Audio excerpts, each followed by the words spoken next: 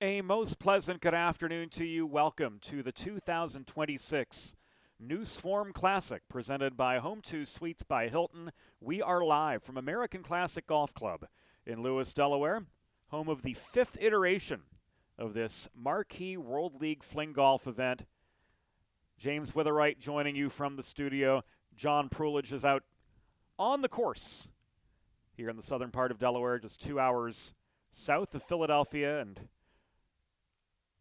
no shortage of storylines here on Championship Sunday, as this event taking place as a two-day, 36-hole competition for the first time.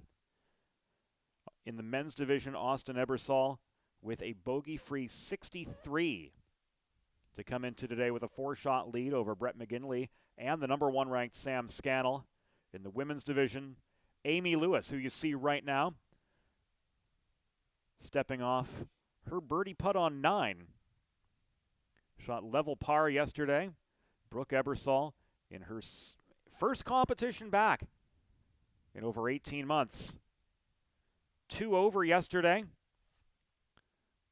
But on a windy Sunday afternoon, on a course which favors shot making over power far and away,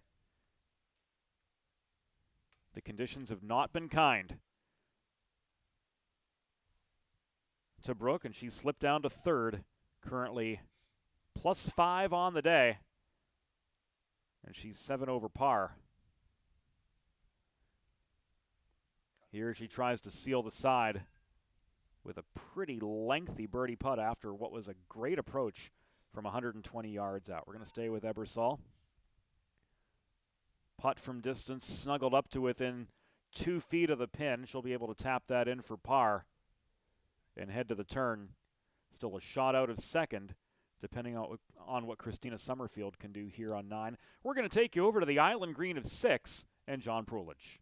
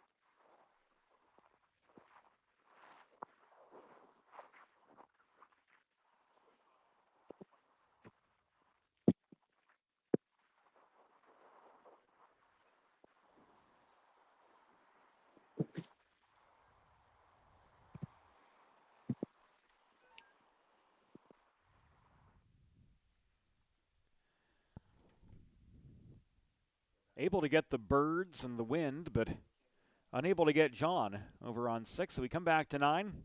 Here's Brooke Ebersol. Just missed the par putt. And she'll tap in for bogey to head to the turn. 8 over, and she's going to slip into a tie for 4th with Britt Hammond. Here's Christina Summerfield, trying to hold on to 2nd. This is her par attempt.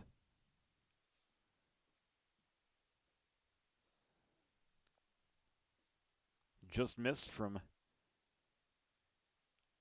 3.5. And the tap-in bogey will drop her to 7 over.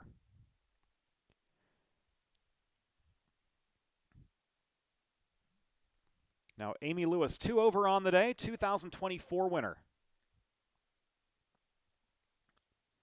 of this event.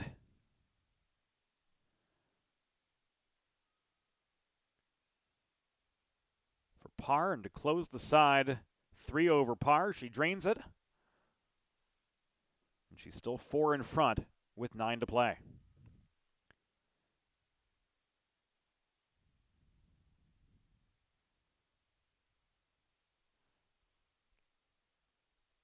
Carla Christian taps in.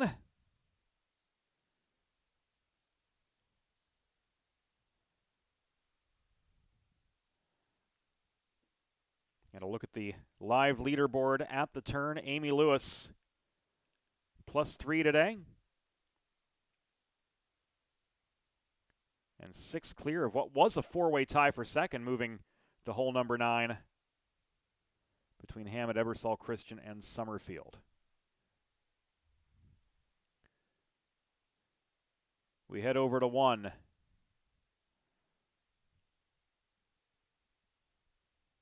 And Molly Nice with a par tap in on what will serve as the 10th hole.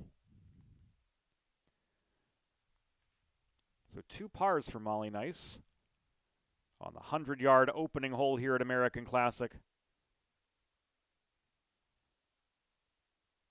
But at 26 over, the best she can reasonably do is 7th, sitting 2 strokes behind Taylor Harvey in the race for the 7th spot. Here's the Virginian Brittany Marroquin.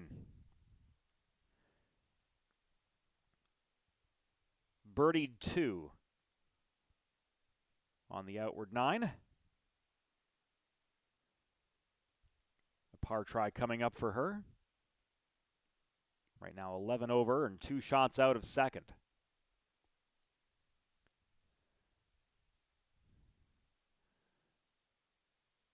Taylor Harvey from just off the green. So close, nearly sank that for bird.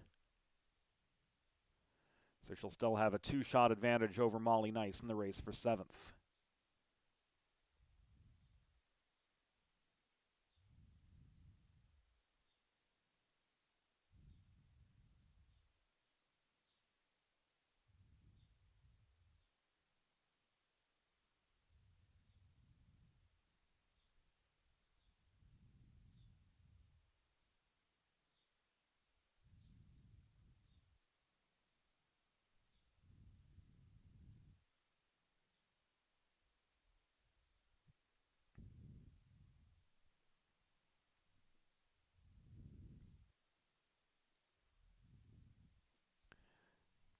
Britt Hammond birdied this hole earlier today.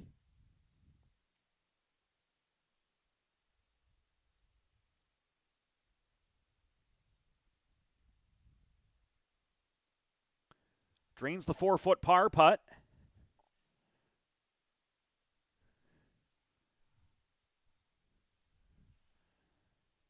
And she maintains a share of second.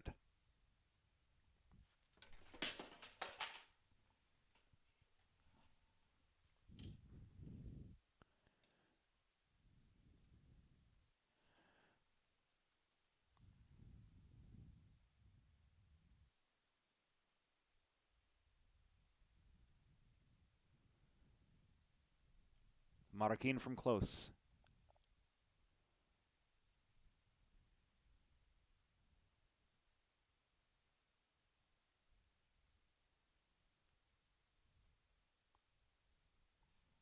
Converts the save.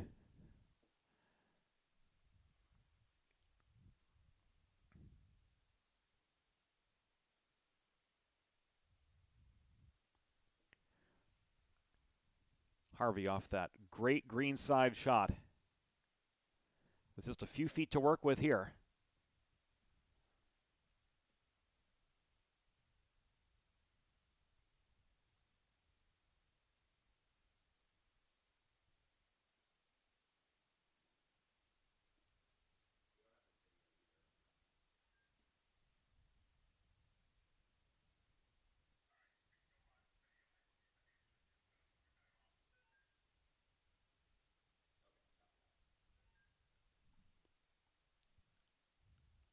This for par.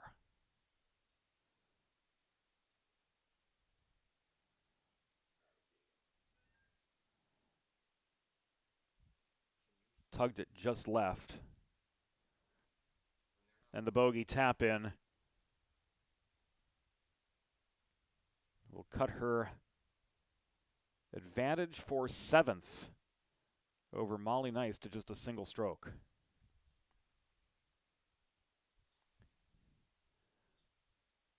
Now we take you over to 6.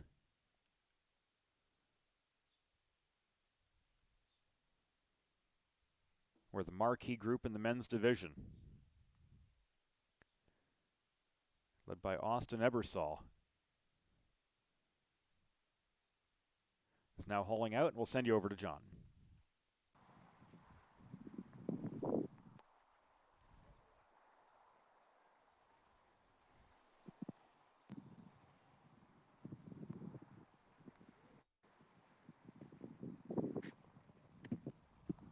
I think almost leave it.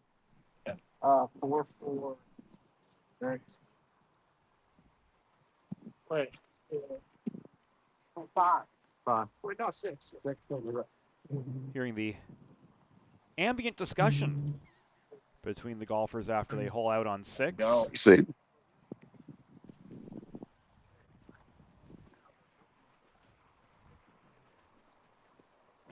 they make the trek across. Audio or not? 7. Still anything?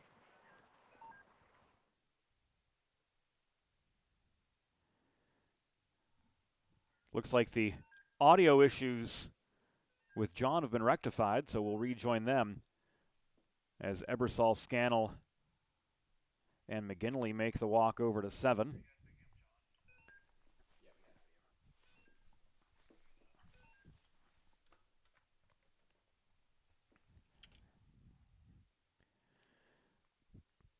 Ballinger putting out on 9.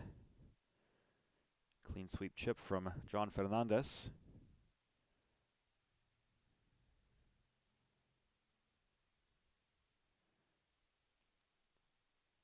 Snuggled in fairly close.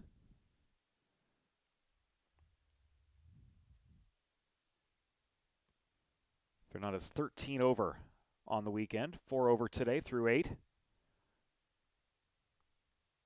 Double on that tough long par 3, 7. Dropping him out of mid-division right now, sitting in 17th. Let's head over to the tee of 7, where the marquee men's matchup of Ebersol and Scannell are set to take aim at that long par 3. It didn't help me. Okay.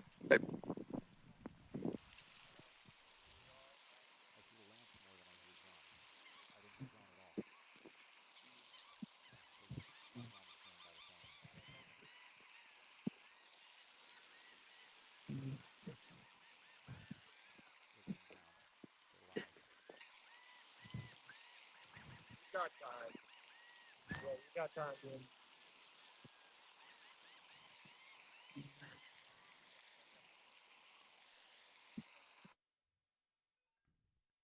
Bring me in.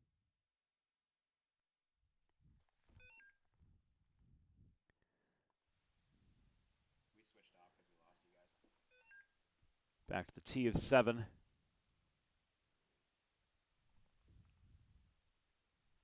And the marquee group, Austin Ebersol. After parring 6, 3 under yesterday, 3 under today. Birdies on 2, 4, and 5 today. Ready to take flight on 7, a hole where he has hit par.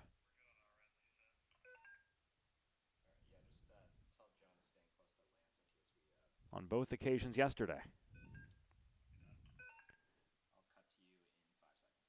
Looks like we're in a bit of a holding pattern over on 7. We're going to go to John right now. Okay.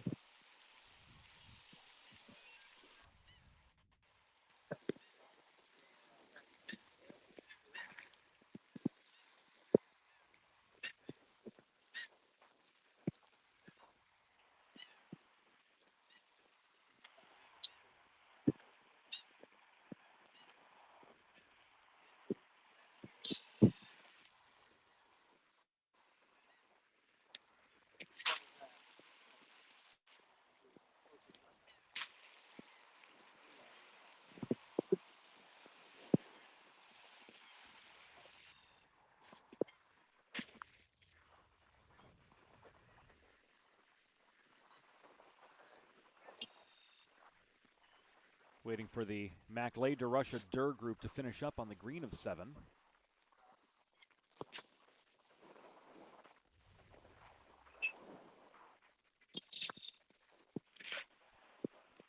Given the pin placement on 7, we can't get you from our tower cam. The It's like back on to just clear 7 right now. The group also numbers on ship time would be is looking to find them out. The last thing you could be.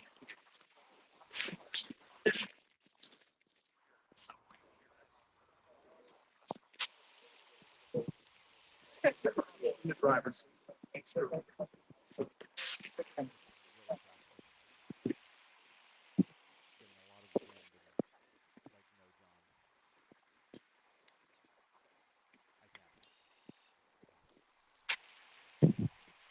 Ebersol off the tee on 7 now that the green is cleared.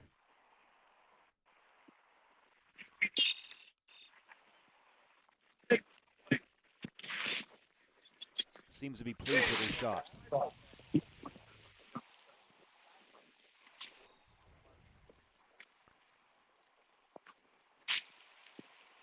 Sam Scannell has parred this both times. Thank you. Here his first attempt at the 163 yards 7th today.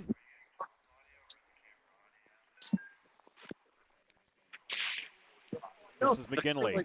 I thought through 150. That looked like you're like 145. 5 over on the day after bogeying 6.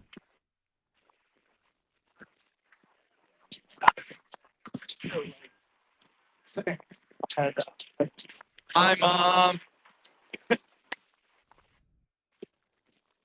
Well wishes to home from Sam Scannell. Slow down. We're going to stay here. Okay. And we'll stay with the walk up to the green of 7.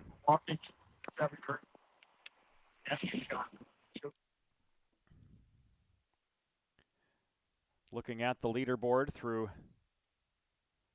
6 holes for the Marquee Men's Division. Ebersol 6 under through 6 today. Sam Scannell in second, 2 over. Robert MacLay, having already played the 7th hole, +4, 1 over on the day. Brett McGinley has slipped to 4th, 6 over. Obadiah Harder, level par, emerging out of that 8-way tie for 7th. He's taken 5th outright. Austin Hanby and Tim Durr, both 9 over, tied for 6 with 11 holes to play. We're going to take a quick timeout. This is the 2026 Newsform Classic from American Classic Golf Club, and it's brought to you by Home 2 Suites by Hilton.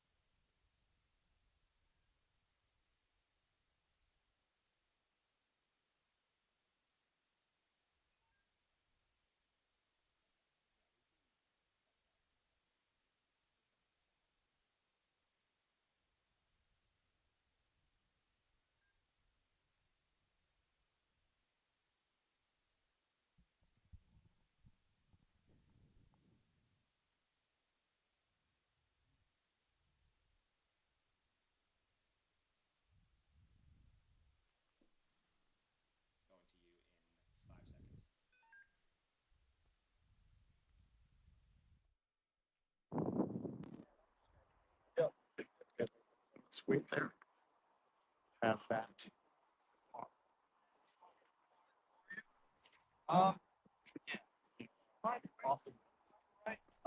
Go.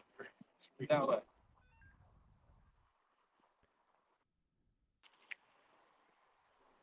Scannell with a long look at birdie and a long look from second at an 8-shot deficit behind Austin Ebersol, who's just been lights out today.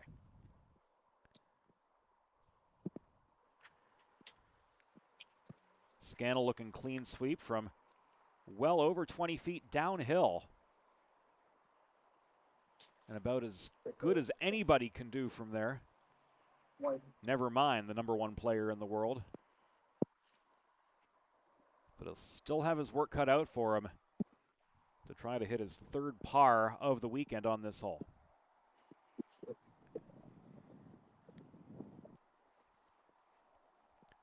McGinley 6 over, looking to recover from a double bogey on 6. Knee knocker of a par putt downhill breaking right from 7. Oh, so close. And he'll tap that in to go 7 over here on the weekend, but still holding on to 4th placing. Scannell for his par. Confidently off the back of the cup, he stays 2 over.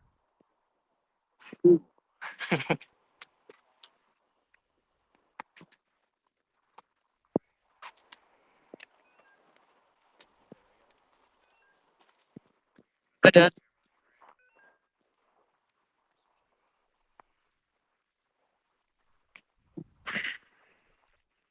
We're going to head over to 9.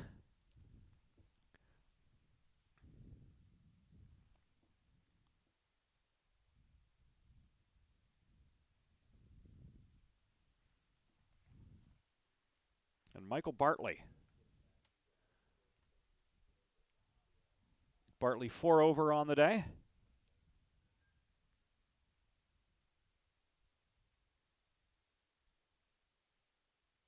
Oh! Great sidecar from on the green, just lipped out. And that would have presumably brought him back into contention for a minor.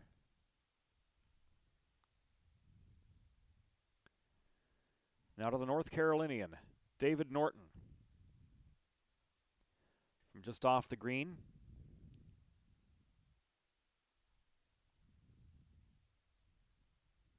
Good speed, good roll, but it just bent off to the right. He'll have a tap-in chance from there. Bovich. One-hand sidecar, and he jars it from the fringe.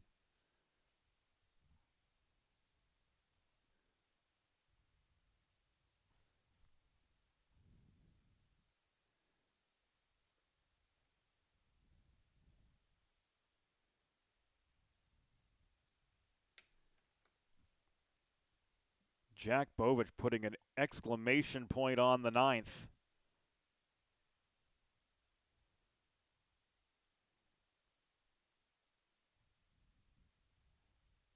Still just 2 shots out of 3rd. Culver from 14.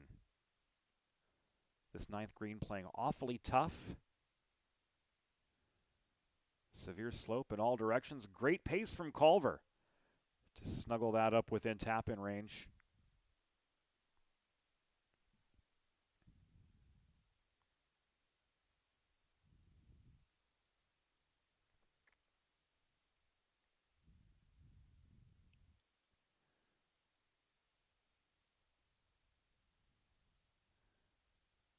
Well played on the side, and after Bartley's tap in, after lipping out from long range, we'll take you over to the green of 8.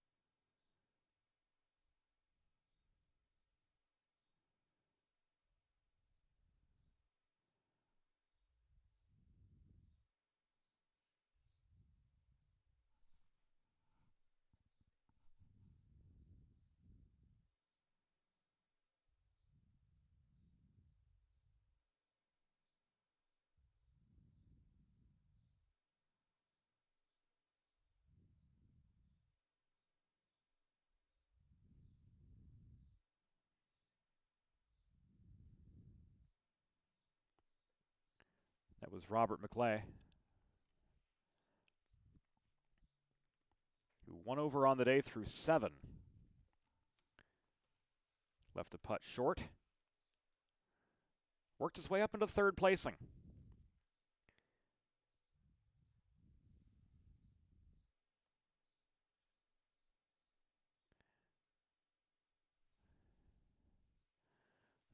DeRusha just off the edge. 2023 Newsform Classic champion.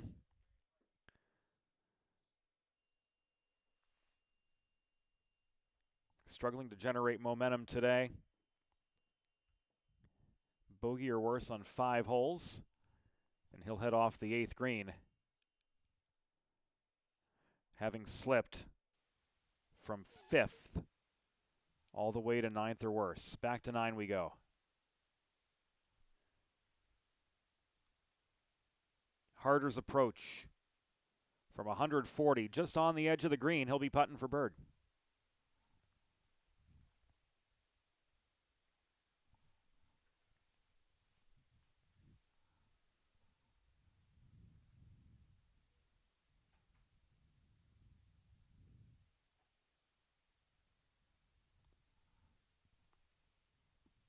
And we're joined now in studio by World League Fling Golf Commissioner John Prulidge. Had some audio issues earlier, but we've got John with us in the studio now, and we touched briefly on the storylines developing here today. Austin Ebersol in beast mode, as they say, 3 under heading toward the turn, and really a commanding lead right now for Showtime. This is going to be a potentially really meaningful win for him. First time winning at the Newsform Classic at his home course. So really a potential for a momentous day. Not over yet. We've still got a good 10 holes to play, but he's really in a commanding lead. Ended the day yesterday with a 3-stroke lead, and he's been doing nothing but building on that so far today. So James, it's been got a bunch of other interesting storylines as well. Britain's Cup playing is currently we've got Robert Mackley who's been in control of that. He has a current lead over the next closest competitor, which is Tim Durr, and close behind that is Austin Hanby. So a lot of people will be watching the leaderboard for that as it comes into the final play-in for that Britain's Cup team.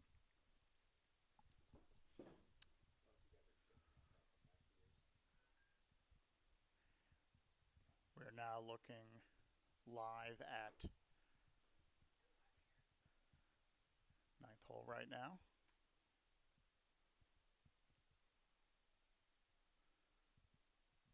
The Harder group.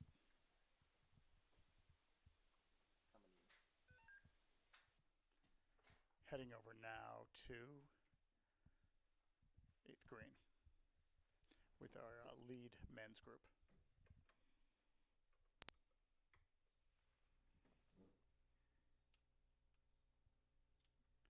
Sam Scannell.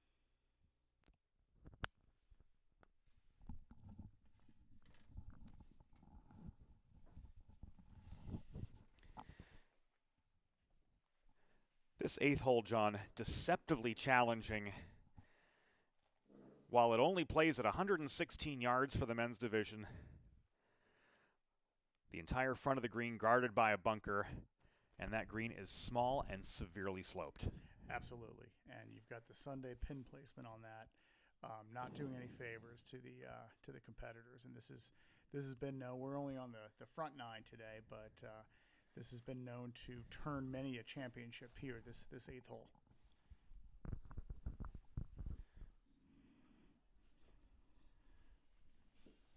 Brett McGinley's birdie putt hung just short and broke quick. Absolutely. Yeah, Brett off to a bit of a slow start today. Not exactly what he was looking for, and he gave up a stroke on 6 that I think that he'll regret when his tap in lipped out. Ebersol from 15. This is a challenging putt though, downhill and severely breaking left to right. Pacing's going to be everything here. Absolutely. And look Wow. at that. Playing today like a champion. 4th birdie of the day for Showtime, and that moves him to 7 under par, and that extends his lead over the number 1 player in the world, Sam Scannell, to 9 strokes, and we're still well before the turn. As Brett finishes up. But yeah, no, that's absolutely right, James, where he sees blood in the water and he's going right after it. Let's head over to 9. Scannell with the tap in, holding on to second placing, and to 9 we go.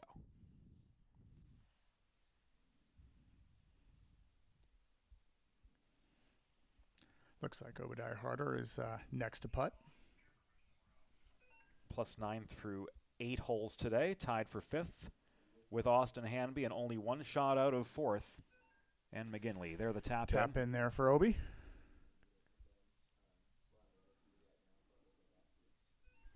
Finished for par, it appears. And that'll keep him at worst 5th heading to the turn. Yeah, and it's really that Britain's Cup playing not so much for Obi, who's already on the team, but playing for placing and ranking points right now. It's going to be tough for anyone to beat Showtime today, and really only those that are in striking distance. And I'm not even sure I'd say 9 strokes back is striking distance. But a lot of other things to play for today. Looking at the leaderboard, still waiting on the updates from hole number 8. Ebersol -7, Scannell +2, Maclay +5, McGinley +7. Hanby and Harder tied for 5th at 9 over. Ballinger, Bovich, and Durr all showing 10 over, and they've already passed the turn. Yeah, so Big Mac having a good day today. I think his number 1 goal beyond winning the tournament would be trying to get that Britain's Cup playing spot today.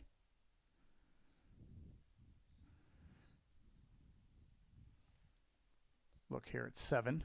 I'm sorry, that's 1. It's Jared Culver just off the edge of the green. That's right, with Bovich nearby.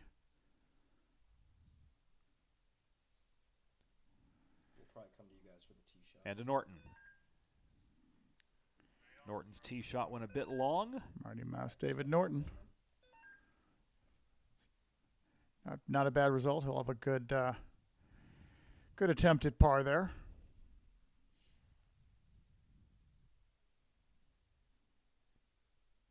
Norton 5 over on the day after doubles on both 8 and 9.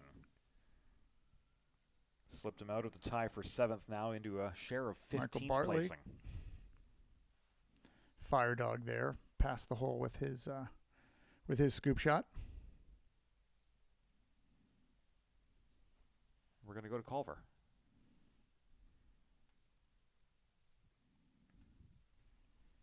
Parred this hole earlier, looking to convert the up and down from just off the edge of the green. We lost your feed. Great pacing. Just rolled it past, it appeared.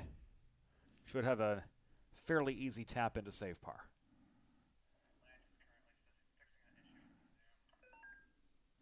Copy that.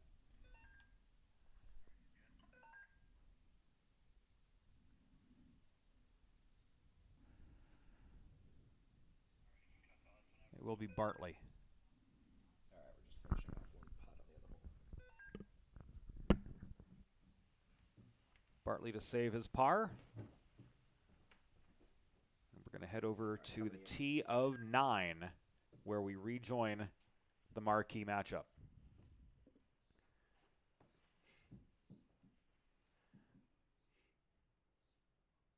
Austin Ebersol 3 under yesterday, 4 under today with 10 to play. After draining a 15-foot putt for a deuce on 8, here he is off the tee of 9.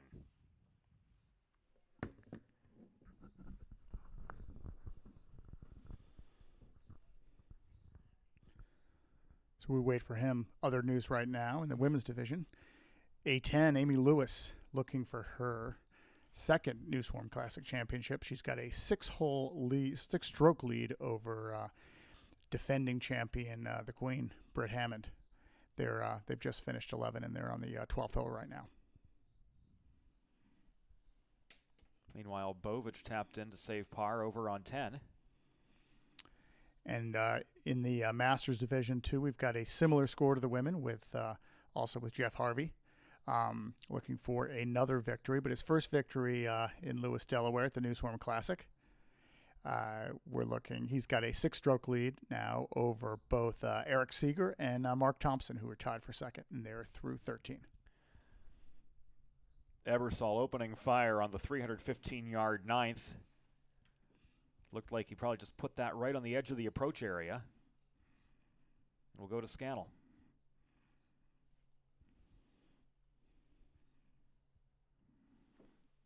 For the North Carolinians, Sam Scannell 2 over on the weekend with 10 holes remaining. It seems that Ebersol's lead very well could be insurmountable at this point, but he's trying to hold on to second, and he's got a 3-shot cushion. Brett McGinley with a solid tee shot as well. Looks like all three will have good chances to hit this 9th green in regulation. Really starting to look insurmountable, James, with that 9-stroke lead. Sam only 1 over for the day, but he needed to gain strokes back on Austin, and with Austin still a blistering pace, 4 under for the day. So playing better than he even did yesterday. It's going to be really tough for Sam to catch him. With just a limited holes left. And on a personal level too, for Austin Ebersol, American Classic, his home course. He is the general manager here day to day, and somehow manages to make time to be the number 2 fling golfer in the world, but he's yet to win a New Swarm Classic. And it's not for lack of trying, and it's not for lack of getting close. He's had battles every year. Every year he's been in that final pairing here, all going back to the first tournament back in 2022 here. He was in that final 5, and then he's lost some heartbreaking ones really the last 2 years to Scantron, including 2 years ago. He lost on the last hole. They were tied going in to the final hole, and it really came down to the green on 9. And that was a tough loss for him. And once again, finished second last year as well. That was another close loss. So this has been a mountain to climb for him. So I think it's very personal. We're back on you. And this 9th hole, for those who've not been to American Classic, off the men's tees, it's about a 150-yard carry over a ravine. There used to be trees lining that, which made it virtually unplayable. But all 3 guys have reached the fairway, or at least nearly so. And then from the edge of that landing area, you've got about 70 or 80 yards to work with before a considerably deep ravine forces a carry into the green on the second shot. So you've really got to pick your spot on the landing of the tee shot, and that's the challenge that's inherent on the 9th hole, which is rated the second handicap index hole for those who play traditional golf. That's absolutely right, James, and ever so more when you have the wind basically in your face. It's not quite as bad as it was this morning and yesterday, but when you've got the wind in your face and everything's playing much longer, and then you put that huge ravine in there that protects the green, makes things tough. Ebersol from the edge of the landing area from about 160. Looked like he just barely got over. Yep. Here's McGinley. Wind has been shifting a little bit, so let's see how Brett does with this one.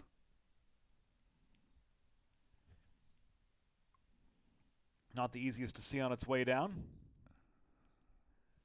Scannell got a little bit more distance than the others. Here's his second shot from 140 out. John, you could see there the flag on the 9th green billowing hard right to left.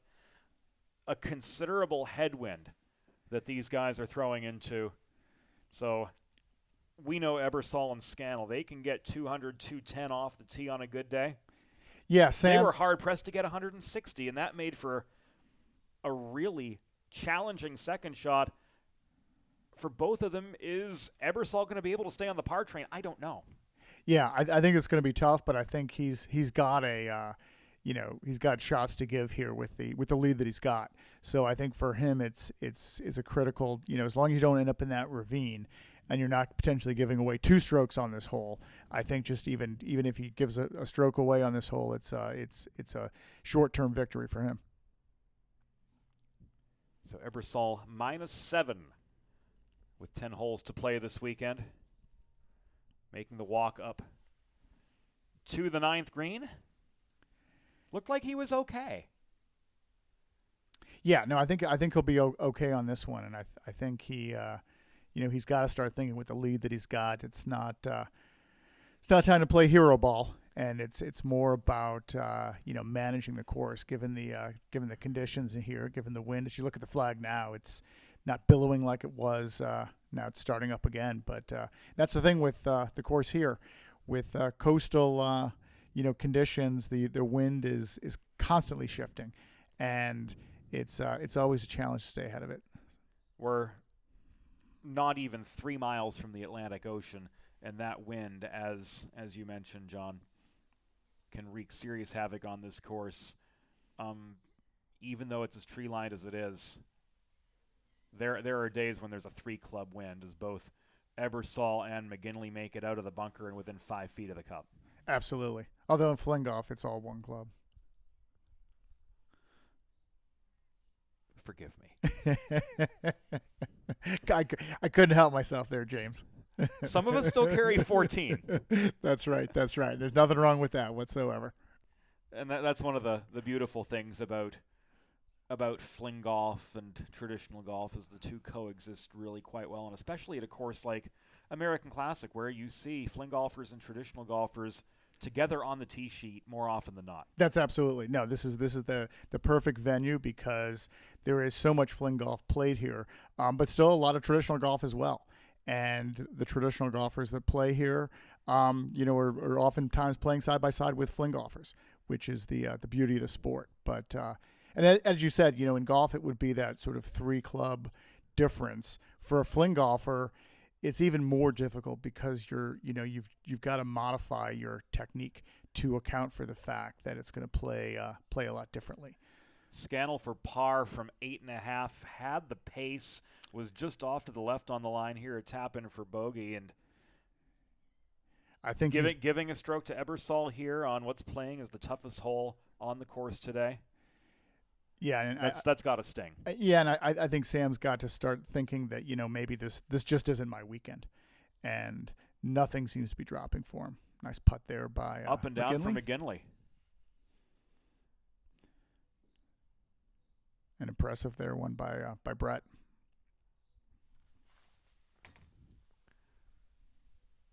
Austin Ebersol for his up and down from 2.5.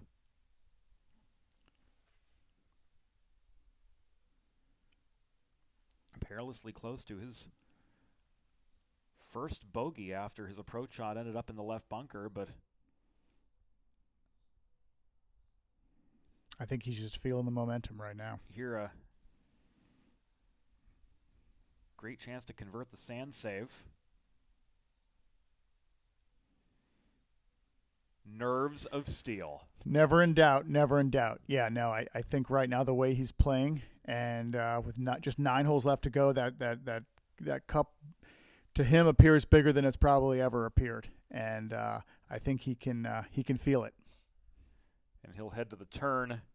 Now 10 shots in front of Sam Scannell.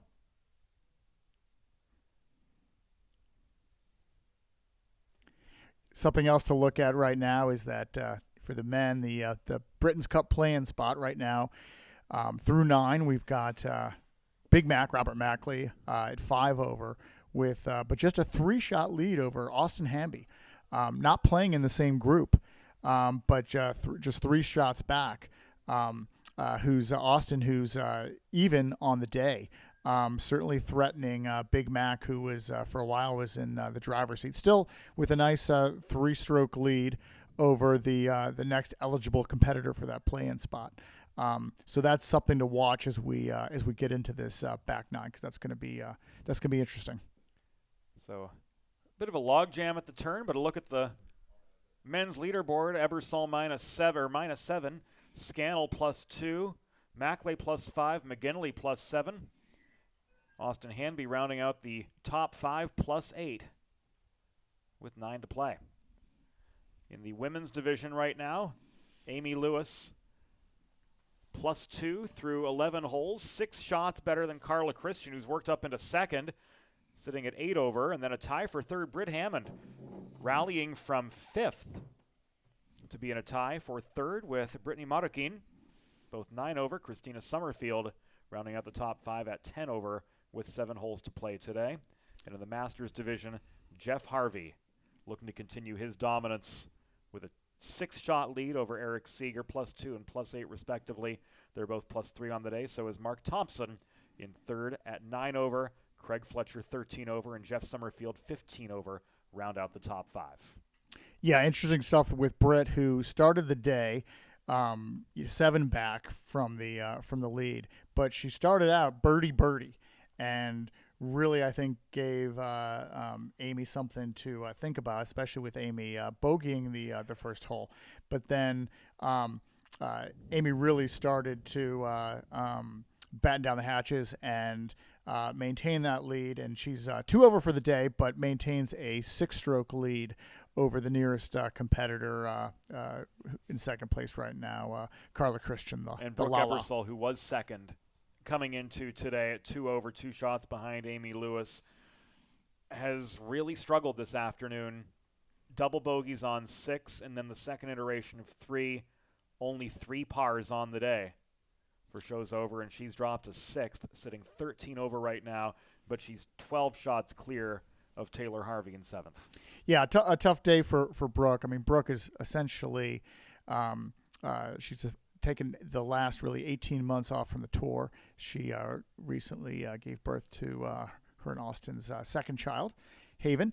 So this is really her first tournament back, and I think she definitely exceeded her expectations for her play this weekend. So maybe came back to earth a little bit today, but no, she should be proud of herself this weekend. Not only performing really well in the individual tournament, but she and Austin, for the first time in the co-ed doubles, won the bling here at New Swarm Classic. Here we saw Robert Mackley off the tee of 10. 9-hole track here at American Classic, so all the players playing 2 circuits. Big Mac here, currently stands at 5 over par. He's 2 over for the day. And like we said, he's got that 3-stroke lead over Big Austin Hanby, who's in the group ahead of him. So he's they're right now. I think the tournament with just 9 to play for Big Mac is out of reach. I don't think he's going to catch Showtime, but he's got a solid shot at second. Well, solid shot at second, and right now for the Britain's Cup Team USA play-in spot, he's in the lead. So I think that's probably goal number 1 for him right now. There's the 2023 winner of this event, Mike DeRusha, leading the walk up to the first green.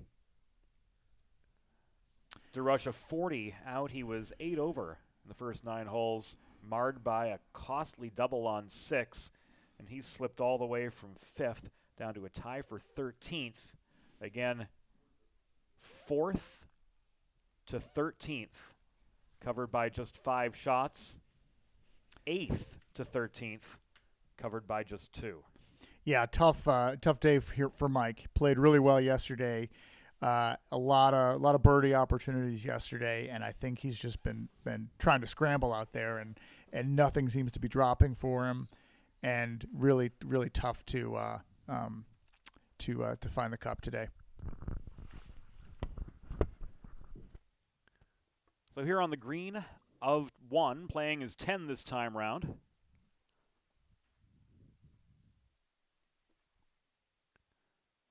Tim Durr just off the back edge of the green. He's faced with a tough downhill putt for birdie.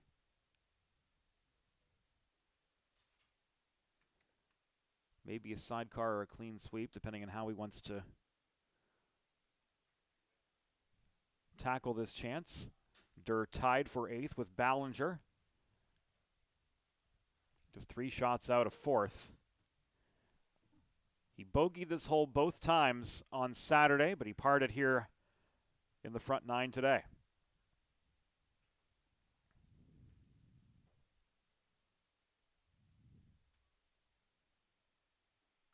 Pittsburgh native who now calls Denver, North Carolina home.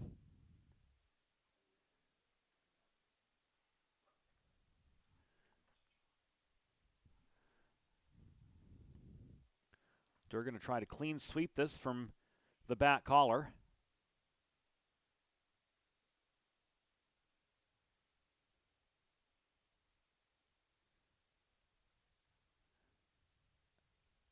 Hung it just a bit to the left of where it needed to be. It broke down that little ridge you see 6 feet before the pin, and it trickled off to the left. Robert Mackley looking for his 3rd par on this hole. Faced with a 10-foot putt slightly uphill, going to break a little bit right to left.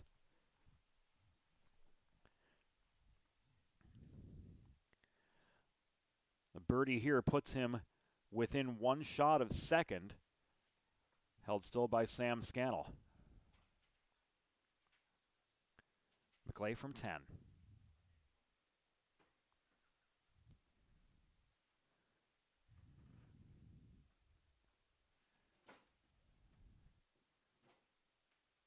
Pacing looked excellent just off on the line. Should have an easy tap in for par.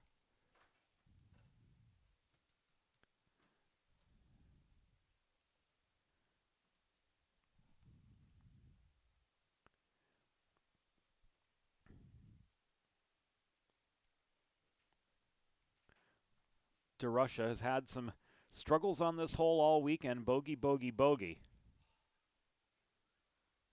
Can he par one here?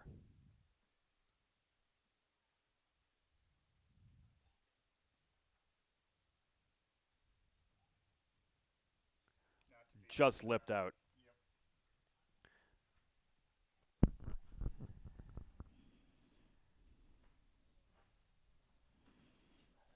So another bogey on 1 for the main event, pushing him to 13 over and dropping him into a tie for 14th.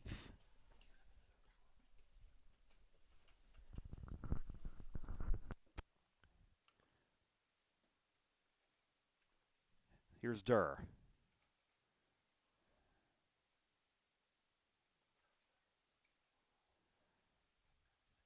Didn't quite have the line.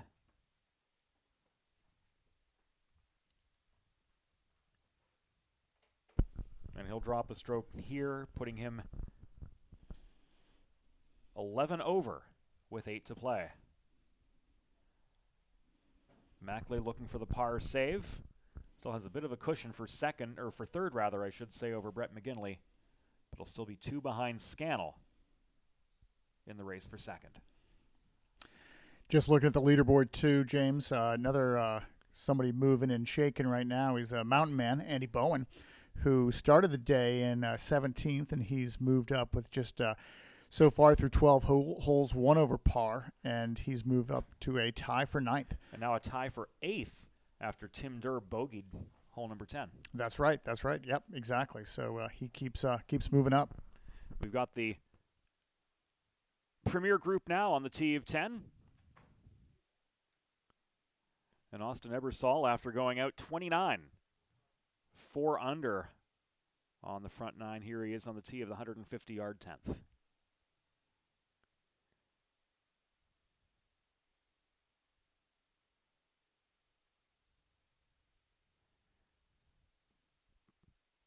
Well, we're not getting the ambient sound from our camera green side 9 and tee side on 1. We could hear the swoosh of the fling stick all the way from our studio. Rick Wilson, our technical director, holding everything together behind the scenes.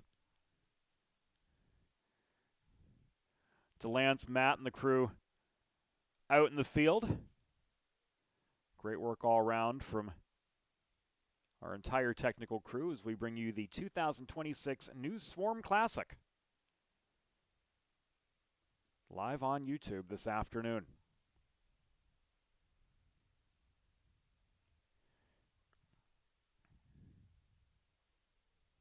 And for Showtime, Austin Ebersol, that walk back toward the first green here at American Classic.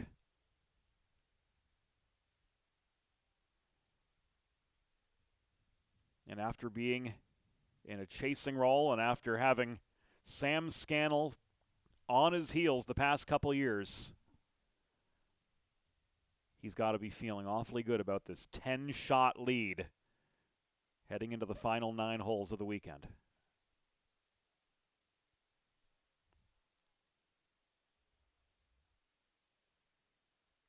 And this is where we go to the wispy piano music.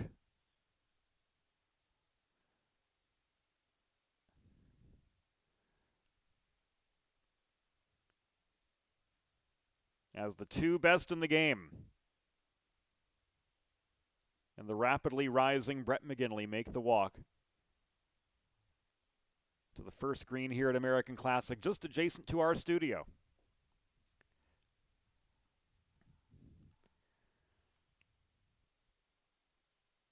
Playing as a par 66 for the men at 4,364 yards this weekend. By no means is this course a cakewalk, though. Fairways are tight. There's trouble everywhere. Long par 3s. Severely sloped greens. It is a shot maker's course to the hilt.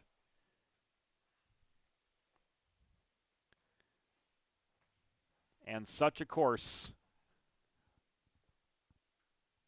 hands down, benefits the complete golfer, likewise the complete fling golfer. And one of the most challenging elements of this sport is distance control. In traditional golf, you've got a bag of 14 clubs, all with different lofts, all with what we call stock yardages. These guys, with one fling stick, able to control a 180-yard shot, a 140-yard shot, 110, and to be able to dial it in pretty close as effortlessly as anything.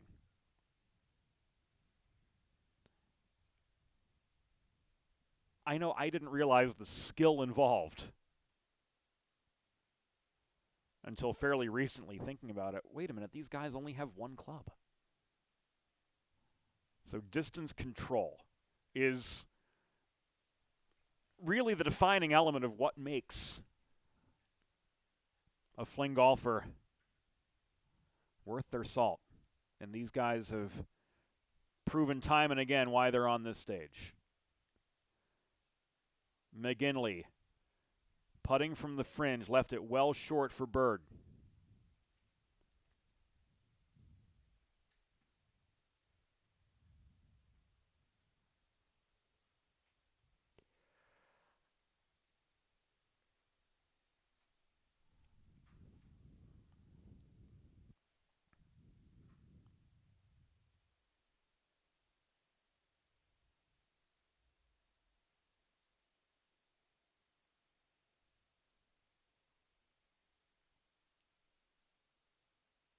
Scannell. His birdie try sped right past.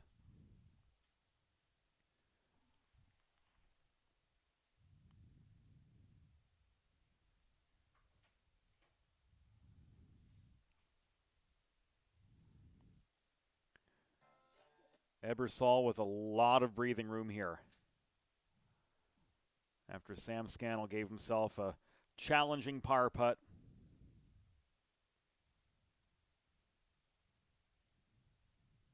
While it was only 1.5 feet, 2 feet past the hole on that birdie attempt.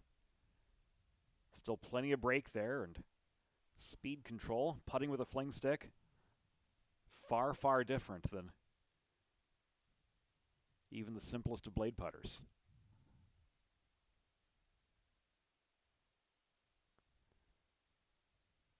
Ebersol not taking any chances here whatsoever.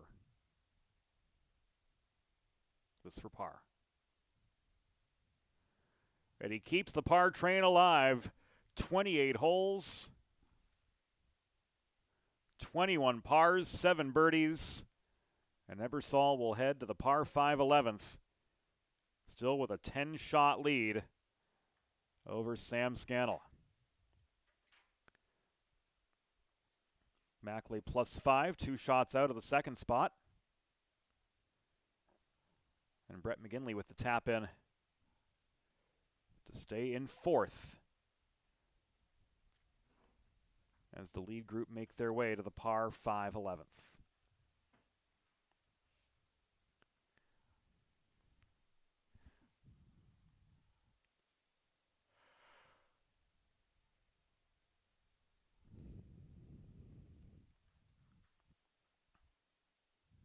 Down to our one camera at the moment. Right now giving us a look at the green of 6. And the Bovich group making their way up 3. A look at the leaderboard right now. In the Masters division, Harvey leading +2 with 3 to play. Seeger +8. Thompson +11. Fletcher +14. Jeff Summerfield +16. The first groups have finished up.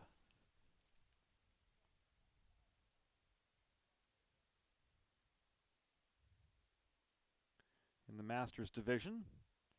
And then in the women's division, Amy Lewis with a 4-shot lead over Carla Christian with 5 holes remaining. Lewis +3 with 13 in the books. Christian also +3 today, but +7 after shooting 4 over on Saturday. Brittany Marroquin with the best showing so far today among the ladies. +1 today. She's +9 on the weekend. Britt Hammond into 4th with an 11 over score right now. Christina Summerfield at +12, rounding out the top 5.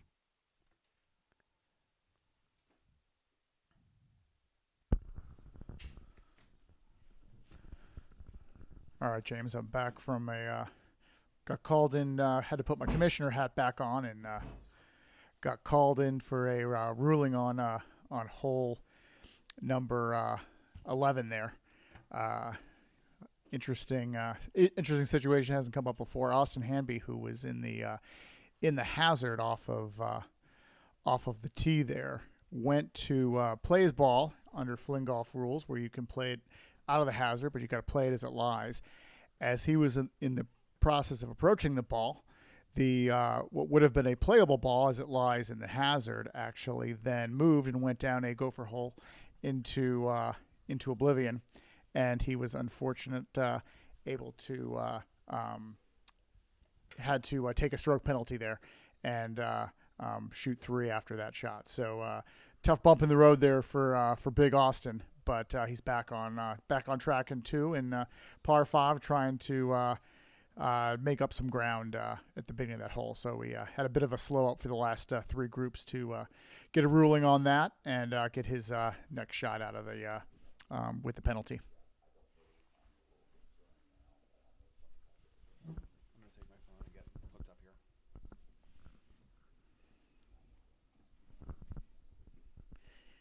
Other action right now. Looking in on the women's division. Through 13 today, Amy Lewis, who had a 6-stroke lead, has been narrowed down to 4 strokes. She gave a stroke back in Carla Birdie to narrow that gap, a 2-stroke swing to 4. She's sitting right now at +3 for the tournament.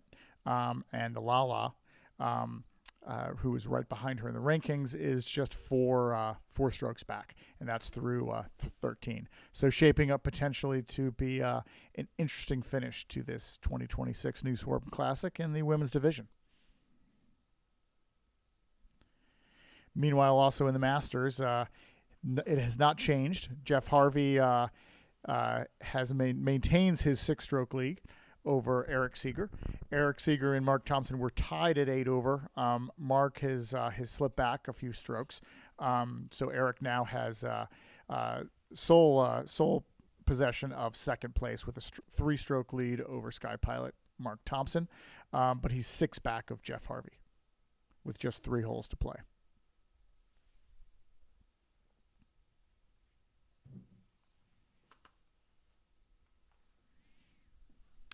And in the final grouping, the men's grouping, as we've been following all day, Showtime Austin Ebersol currently holds a 10-stroke lead through 10 holes.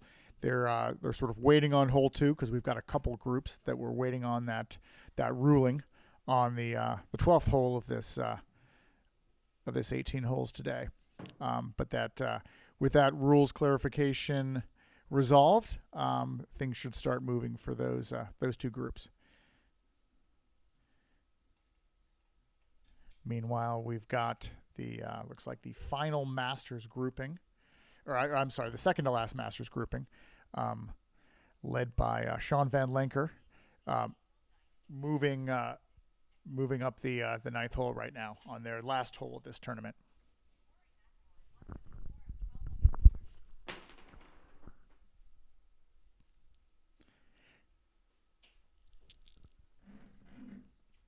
Currently within that group. Today, Sean has been 6 over. Jeff Summerfield just a stroke behind him, giving up a couple strokes to Sean today. Is just a stroke back from him, but he's 2 strokes worse for the day. Meanwhile, also in that group, Aquajon Jonathan Bellingham.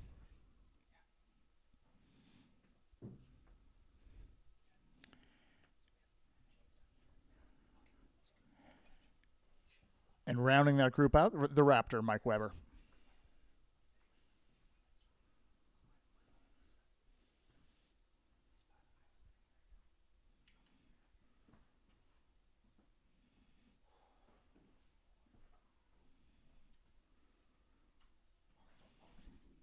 Shot there just out of frame. Near the camera on the other side of the ravine there.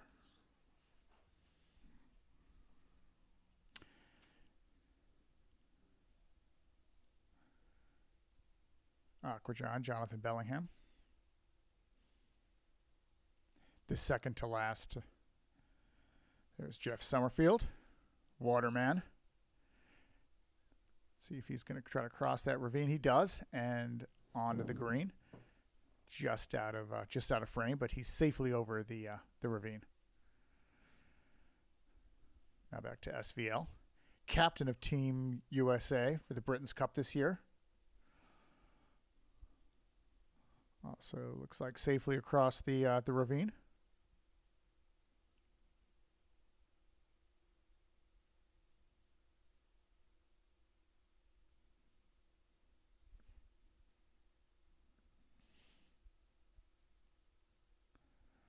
Looks like we've got 3 over. And they'll all be heading into the green to finish up their round today in this tournament of that grouping.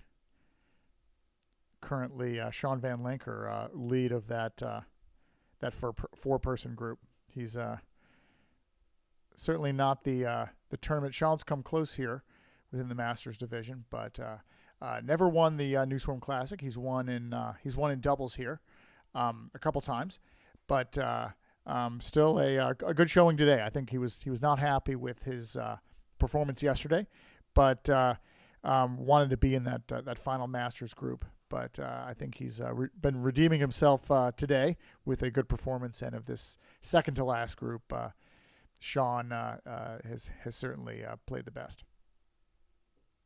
He's walking there with Jeff Summerfield as they approach the 9th green. Sean Van Lenker, the non-playing captain of Team USA for the Britain's Cup, will have a interesting. We'll know the team after today, after The final play-in is decided, which will be decided really in the next hour, as well as there's a final captain's choice for Team USA that Sean will be making potentially later today, based on a variety of factors on how things may play out today. Just off the green there, Waterman, Jeff Summerfield, eyeing his, looks like it'll be a scoop shot, but looks like he's probably going to do a clean sweep. Or maybe it's a one-handed. Nope, looks like a one-handed sidecar. Nope, back to the clean sweep.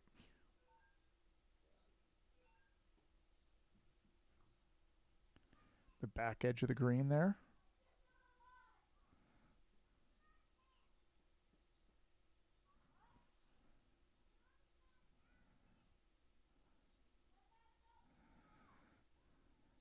Got to get over that crest right there. He had pretty good pacing. Thought it was going to break a little bit more. So still have a challenging putt for his par, but not a bad clean sweep.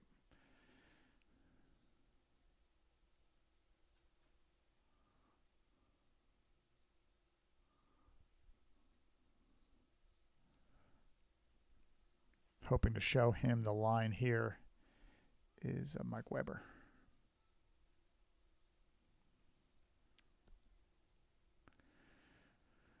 Mike also a little too much gusto there to get much of the break, and he's well past the hole on the right side.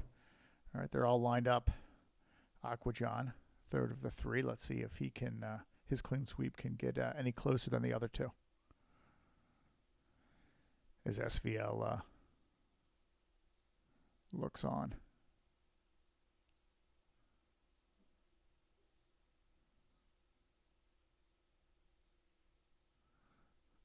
A lot of height on that. I think he saw the other two go past the hole. Pretty good roll there. I think he's trying to get up and down. I don't think he was going for the hole there, Aquajon, but he'll have certainly a makeable putt for par. Meanwhile, Sean with his a long birdie look.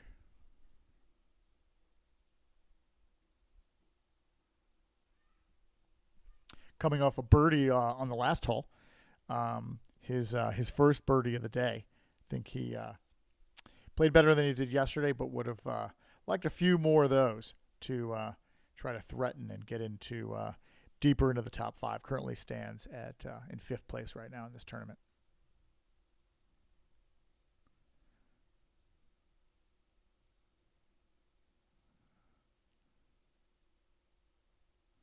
Sean with his somewhat unique putting style.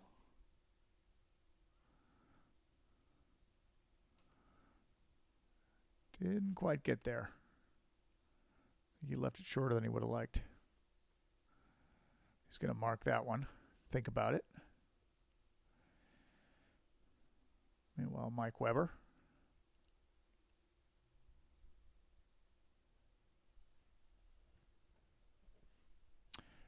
Really played his first tournament was at the first Pro Series event. Mike, an amateur here, he's playing his way into the pro division with his performance the last two tournaments. So really great things ahead for Mike. He's really jumped in, and this is in addition to these two Pro Series tournaments, he's also been actively engaged in regional tournaments in the Texas area this year on the World League of Fling Golf Regional Series. Jeff Summerfield here to try to complete his up and down.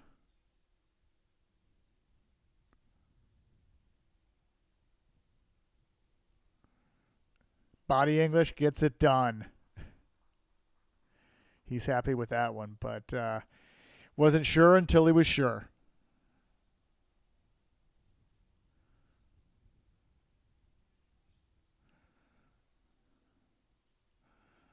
Sean's got a putt. Sean's got a putt of similar distance, but he wants to take another look at it.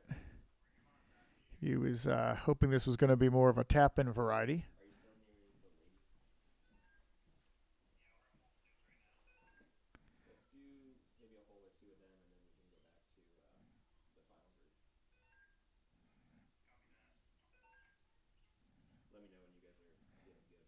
Nope. Just left it short. Not the way he wanted to finish there, but still, I think a better performance out of the captain of Team USA, Sean Van Lanker, SVL. Meanwhile, Aquajan wants to finish this with a up and down par.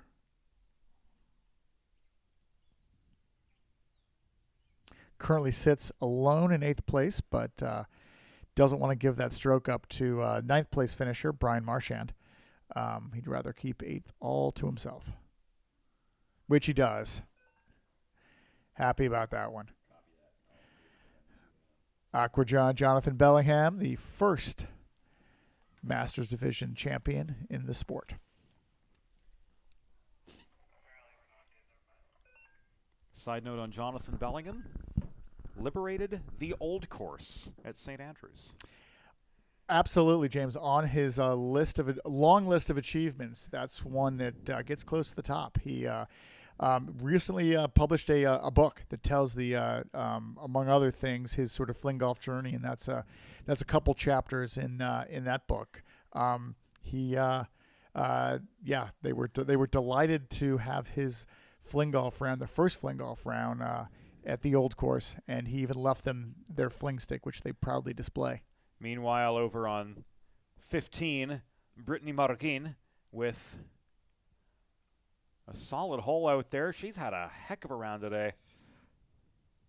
4 birdies in addition to 5 bogeys. Right now 1 over with just a few holes to play and in reach of catching Carla Christian for second.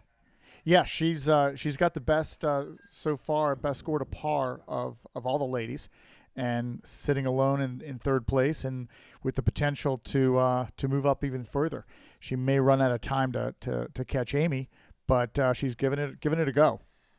Molly Nice, after landing her second shot in the drink on 6, with another disappointing showing on 15. The molecule over from across the pond. She's native of the UK, and she's looking to make Team Europe for the Britain's Cup later this summer. So may not be the last time they see Molly this year.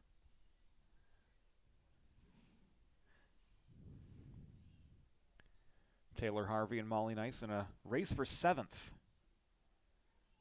Yeah, in the women's division. Taylor's got a few strokes lead over here. Taylor also an amateur right now, although she has been slowly but surely playing her way into the pro division, which she should be, I would believe, joining soon. And then after Harvey holes out here, we'll catch up with the lead group in the women's division, who've just taken their tee shots on 15. We live yet? That putt. Yep. But And they're we still are getting the over stream, to right? The final women's group. Okay, good.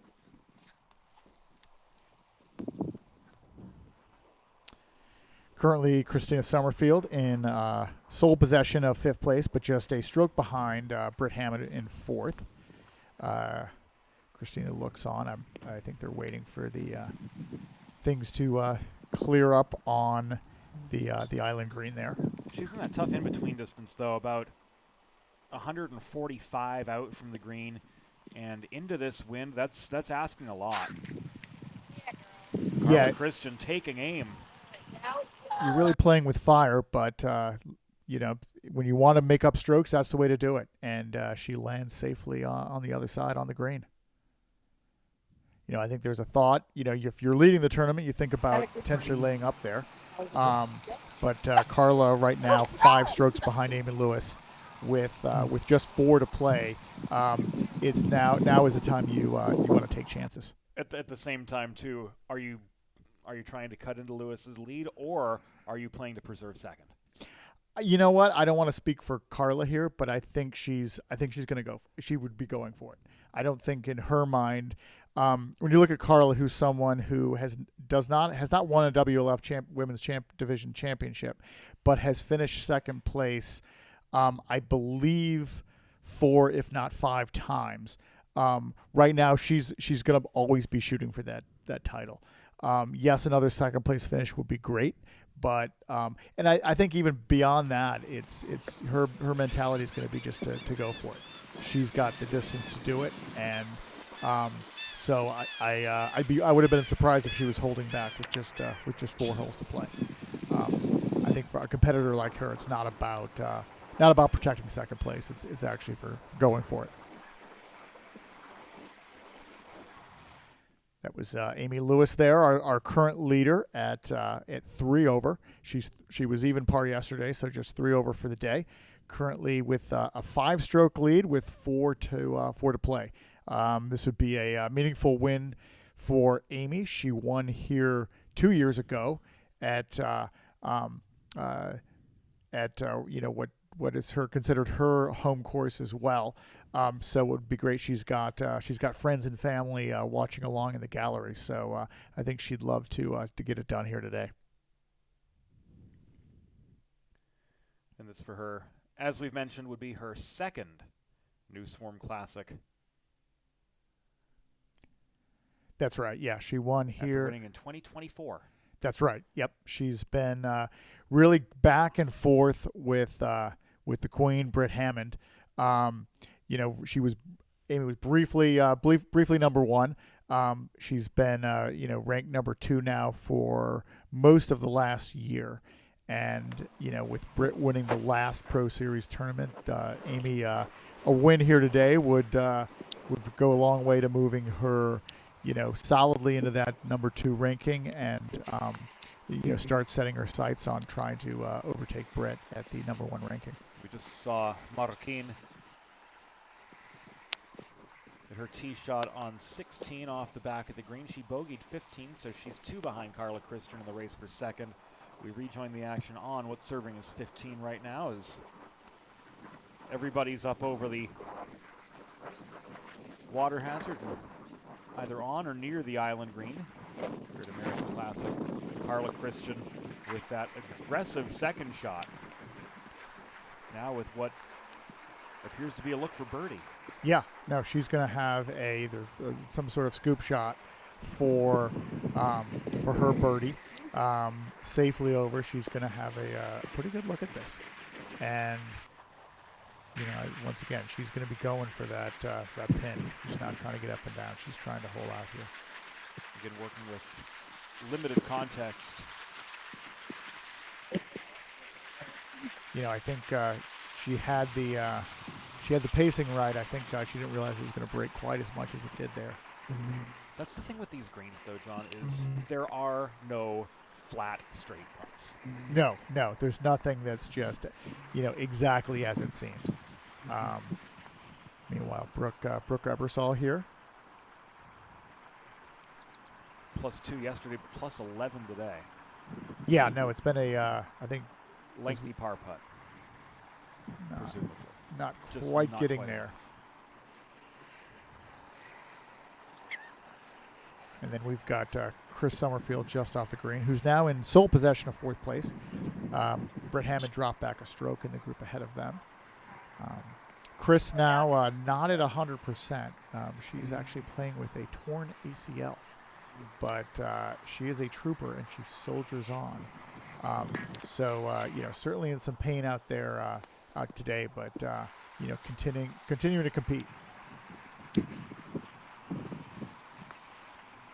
Amy Lewis, current leader, sizing up her putt.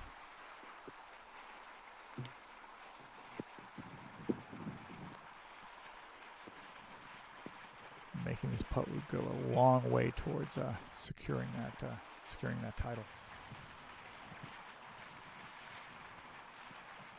Just tailed off there. It did. I thought, at first I thought she had the perfect line there. Had the pace, but absolutely played it a little bit too low, and yeah, she'll lose a stroke on her lead over Carla Christian as such. Yeah. Although Carla's got a little tricky putt too. She went for that hole, so she's got to make that to gain up a stroke on Amy. Yeah, that. Brooke by the hole. That green on 6 is just lightning fast today.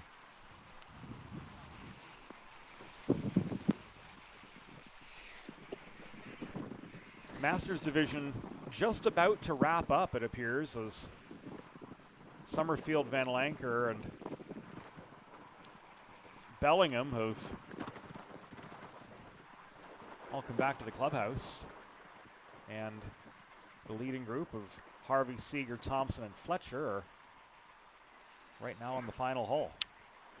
Chris there just missing that wide right. She's gonna drop a stroke. All right, so Carla now has a chance to pick up a stroke on the. And then we'll take you over to the 18th on the green field. after Carla Christian here. One of the best. I don't want to jinx her by talking about her putting game right now, but so maybe I'll just hold that thought for a beat, James. Never in Money. doubt. What I was going to say there was one of the best putters in the women's division, and she proved it right there. Back to 18 we go, and Jeff Harvey with the hole out, sealing his first New Swarm Classic here in 2026. Not a lot of first in terms of this is the one last year. Last year being his first year competing on the Pro Masters circuit. He came in, I believe, third here last year. After this tournament, then has gone on a tear and has won every tournament except the Keystone Classic since then. So really, I think this a year ago at this tournament was his best finish, and I think he was starting to put the Master Division on notice that he was coming to dominate, and he did just that, winning the next tournament in Richmond, and then after starting with the Empire State Open in New York, he has won every Masters Division title since then.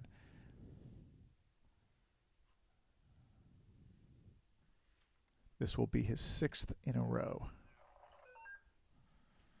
Race still very much on for second. Seeger +4 on the day. At +9 here is Mark Thompson.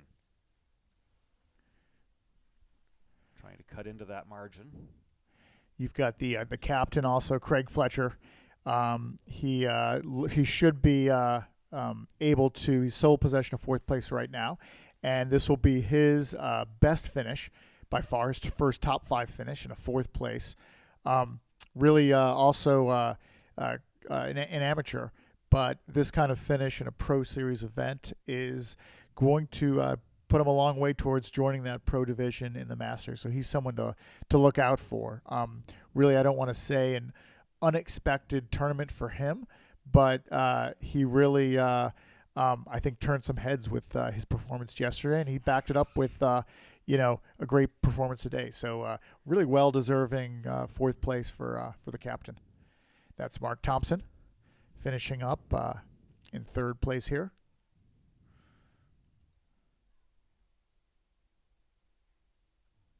And now Seeger to seal runner-up honors in the Masters division of the New Swarm Classic.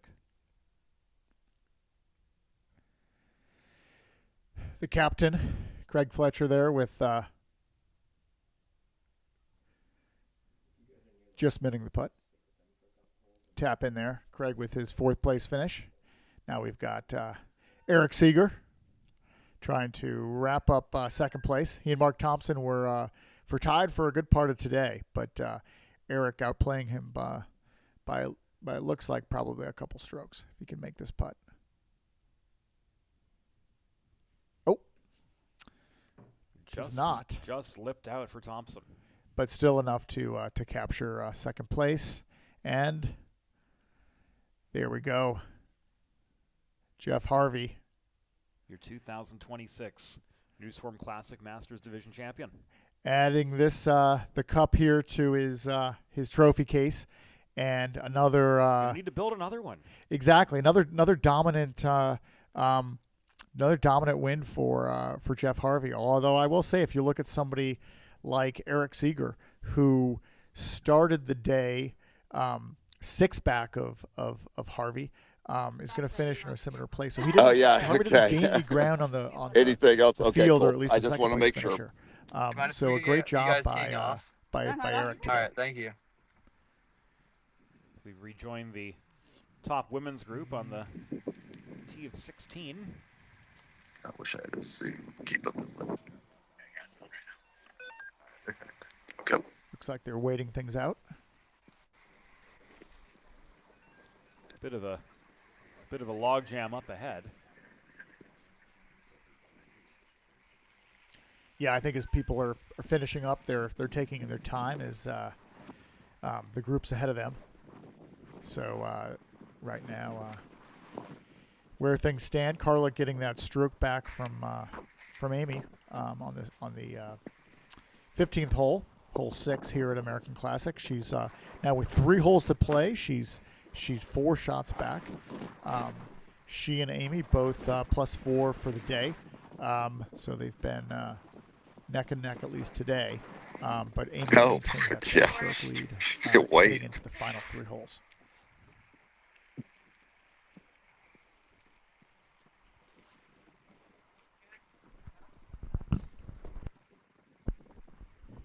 Challenging hole for the ladies here with the water hazard up to the left there.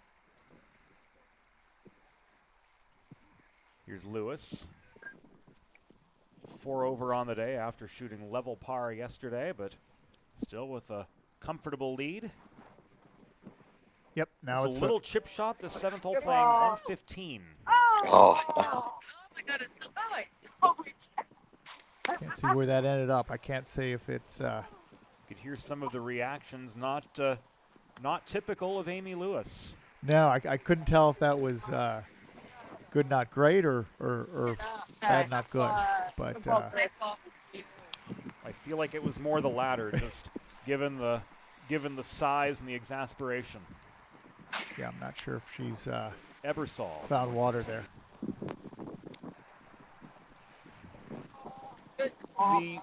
The way the tee is configured for the women's division on hole 7/16, 115 yards. The penalty area on the left is largely not in play, as much as it is for the Masters and the men, who have to either clear it or throw a draw around it. Yeah, no, it really, and they certainly were benefited by the pin placement today, not being on the right side of the green there, not anywhere near that water hazard. So, I think it's things would have to go terribly wrong to find the water for the ladies today. But other challenges as well on this hole. You certainly don't want to be off the back. Things get really dicey if you're long on this hole. But I think there are certainly ways that the ladies can play it safe here. So it'll be interesting to see where Amy ends up.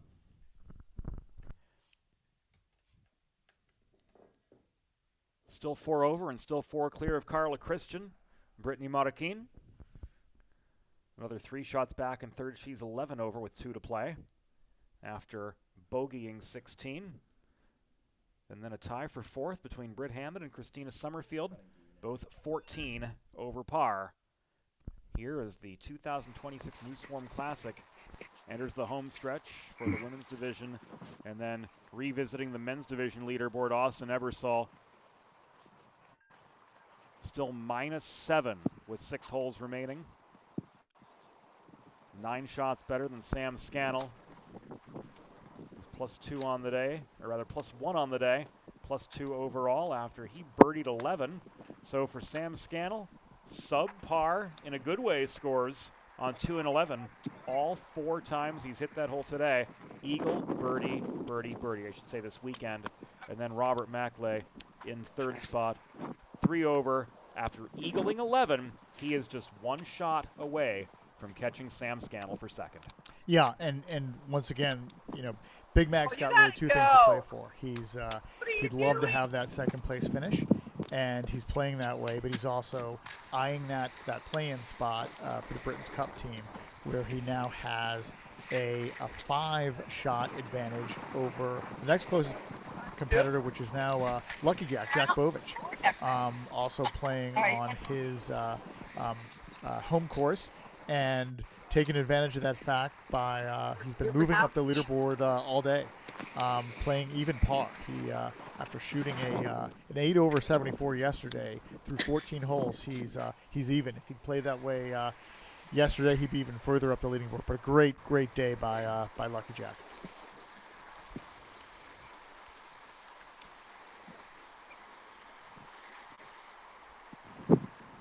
Summerfield on 7, playing his 16.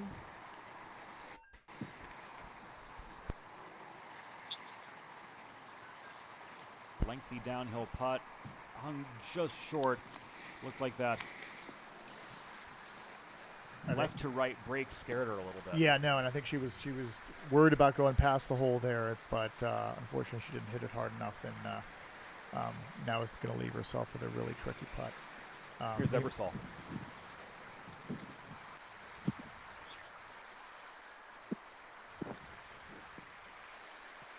It's a good run at it there. Not quite enough, but A foot more and that's perfect. yeah, no, she had the break figured out. Just needed a little more there. As troublesome as today's round was for Brooke Ebersol, good showing coming back off the 18-month layoff, especially with that 2-over round yesterday. But alas, today, Yeah, sure. dare I say, the show's over for show's over after only hitting par on 5 of the first 16 holes. It is, but overall, she's got nothing to be discouraged about. In fact, she should really Definitely not. be proud about the fact that after an 18-month layover, hardly being able to play at all, she was able to play in this home. And it was, she wasn't really even sure she was going to be able to compete in this event or was ready to compete in this event. And then she comes out yesterday and throws a 68. Exactly. That's, that's what legends are made of right there. Carla there just short on her attempt there.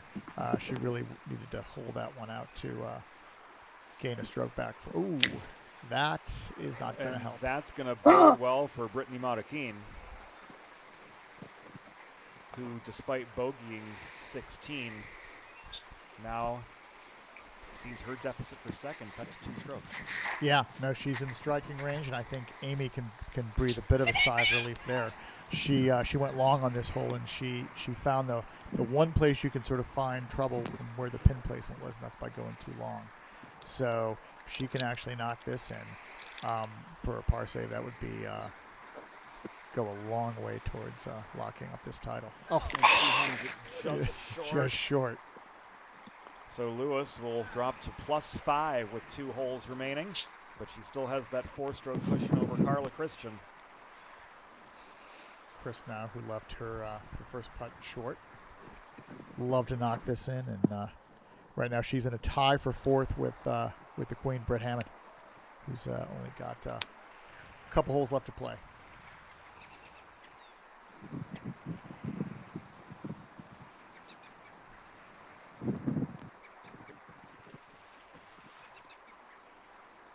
Great putt there by Chris. He's got to be happy with that one. Was that a par putt, John? Yes, I believe so. Yeah, she made the green. Okay, so that keeps her in a tie for 4th with Hammond with 2 remaining. Britt now probably finishing up the 17th hole number 8 here at American Classic. Britt, the defending New Swarm Classic champion, was looking for her 3rd New Swarm Classic women's division title. Not going to be the case. Came out strong today, Britt did, with birdies on 1 and 2, but bogey or worse in her last 5 holes, and she's slid from contention for 2nd down to this tie for 4th with Summerfield. She found herself in the same position that she was in last year, where she was not in the final pairing. Not a great first day here, but then she's 6 back. She stormed out to a huge lead and ended up winning the tournament by 6 strokes. So a massive turnaround for her last year, got her the title. She started the day out effectively 7 back of the lead, needed to do a similar thing. Started the day by birding the first 2 holes.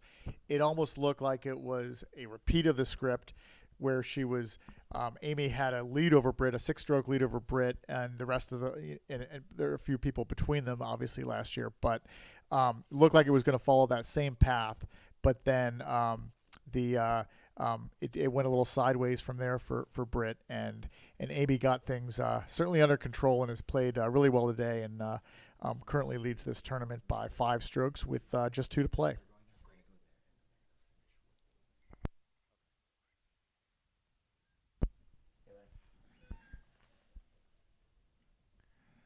Looks like we've got Andy Bowen, Jason Ballinger, and John Fernandez on the tee of 16, which, as you can see from where they're situated, that water on the left comes more severely in play.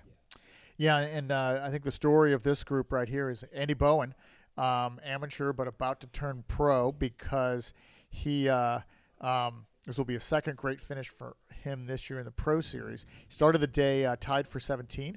He's now tied for 7th, as he's been through the first 15 holes today. He's been +1, which puts him in the one of the top finishers in the men's division today in terms of day 2 score. So Andy's really been the more he plays this course, the more this is the first time he's played the Newsform Classic, and as competitors who play here for the first time quickly realize, you look at the scorecard going into this out without seeing the course, seeing the conditions. Many a player here has underestimated the difficulty of this course, and I think a lot of times you see these fling golfers, when they're playing it the first time, they start to figure out, they get slapped in the face on day 1 a little bit, and start realizing with the wind conditions and the green conditions and the difficulty of some of the putting out here, that this is no easy task. And I think they learn a lot on day 1, and the ones that are really competitive are going to basically make day 2 learn a lot, and will never underestimate this course again. And I think Andy's one of those, and he's played well this second day, and he's moved up the rankings, moved up 10 places, and maybe more with 3 holes to play. It's not your neighborhood par 3, that's for sure. It certainly isn't. It may be technically considered an executive course, but it is not. It's a test. It is. It absolutely is, and it's a fantastic test for fling golf. It's a grad level pop quiz. That's exactly right. No, that's a really good way to look at it, James, because you're. It's short, but she ain't sweet. Yep. No, that is exactly right, and many a competitor looks at that scorecard going in before they've actually played the course and thinks this will be easy, and they find that it's anything but that. Quick look at the leaderboard with the top group in the men's division making their way to the stadium hole number 5. Austin Ebersol -7. Robert Mackley and Sam Scannell tied for second at 3 over, as Mackley went par, eagle, par, par to start the inward 9. Scannell with a bogey on 13. Now no longer holding on to second outright. McGinley 5 over, Bovich 8 over to round out the top 5 here in the closing holes of the 2026 Newsform Classic Men's Division. Yeah, one more I'd like to mention too is Attack Titan Jared Culver, who just 2 over for the day. He was in that log jam at +8, and tied for 7th, but 7th to 14th essentially. So he is broken clear of that, and now currently stands alone in 6th place. He's eyeing certainly a top 10 finish, and with the potential for a top 5 finish for him. That'll be certainly his best finish here at the Classic. So really a great performance by Jared this whole weekend. Here we are on the tee of 14, the stadium hole at American Classic. You see the row houses just beyond the tee. Those continue all across the left side of the hole. Elevated green with a false front play, 145 today. And this green is a hard one to stick, as it's domed in the middle, and there are steep drop-offs on both the back and the right side.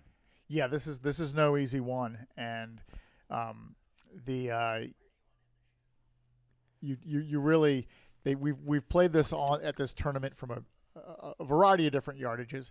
It's playing a little shorter this year than it has in years past, but that challenging green is not going to make this an easy test. Certainly wanted to make this, potentially more scoreable from a distance standpoint, but it hasn't necessarily borne that out because there haven't been a ton of birdies here this year.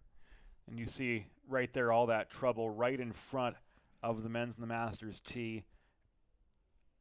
It can get in your head. Absolutely. No, absolutely. There you see all that trouble in front of you. Yes, you've got a pretty clear lane to that green, but it is a narrow green. But getting over the waist, through the shelter, past the tree, threading that needle, it just makes for a mentally tough tee shot.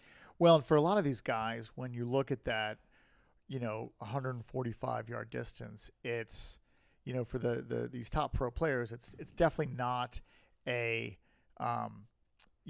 full swing, or at least 100% full swing for them. So they're going to have to take something off of it or try to get additional height on the ball. But it's a little longer, and it's really in their comfort zone for a lot of the longer throwers. Moving it up a little bit actually makes the hole more difficult for them, and I think that's borne itself out today for the top of the leaderboard. You bring the tees forward even 10, 15 yards. Okay, now it becomes more of a finesse game, and like we talked about, this course from a traditional golf standpoint, just the same as fling golf, favors shot making over power. Absolutely. You've got to be able to, and distance control with a fling stick is incredibly difficult. So as such, finesse over power certainly favored on this course, and that's why Austin Ebersol's 10 in front. Exactly. And that's the beauty of fling golf and the nuance of fling golf is that you can't hear when this is playing 15 yards closer. You can't just change the club that you're using. You need to change your actual technique, how you approach the hole, what you're going to do to, get more loft, take something off it. There's a variety of ways, different ways to do that, to go from a, 165-yard shot to a 145, 150-yard shot. But are you going to be able to change that distance while at the same time sticking the green? We're going to take you over to 18 right now. Here's Britt Hammond. The Queen, current world number 1 in the women's division. Number 5 here this weekend in Southern Delaware. And she clears the ravine on her second shot, but she's just shy of the green. So a challenging up and down for her. Yeah, Britt was seeking out her third title here. Not gonna doesn't look like it's going to be the case, but she's still continued to battle all day today, starting off the day with those 2 birdies. Molly Nice here from the UK. Tough go for the Englishwoman this weekend, plus 32. And she clears the ravine one final time. And this is as we talked about earlier, James. This is one of those. She's coming in, somewhat cold to this course. She's never played here at the American Classic, and didn't know what to expect. Had heard the sort of stories about it, and she's a young competitor within World League Fling Golf. Getting better every year. And these are the kind of learning experiences you need. A challenging course like this, when as we talked about, it becomes all about shot making. It's not just it's power. It's finesse. And I think she's learning. There's a couple other techniques and shots in her arsenal that she may need to work on to compete on a course like this. We just saw McGinley off the edge of 14.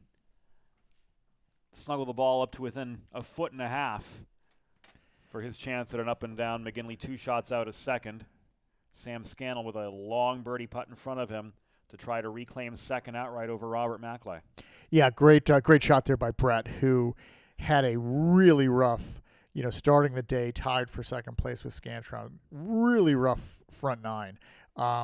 6 over on the front 9, but he's had 2 birdies here and played 2 under so far on the back 9. So he's stabilized things and, currently in 4th place. And look, second place is still you're definitely within reach of him. Scannell bogey, par, bogey on this hole so far this weekend, and his birdie putt sails past the hole by a good 4 feet. Played it a little bit high, played it a little bit strong. Maybe half a degree to the right, and that one's on target. Yeah, it's been tough for him because there with so many par threes out there, and he's just either not been hitting them or at least not converting the birdies this weekend. And as Austin's showing, that's what you've got to do to win here.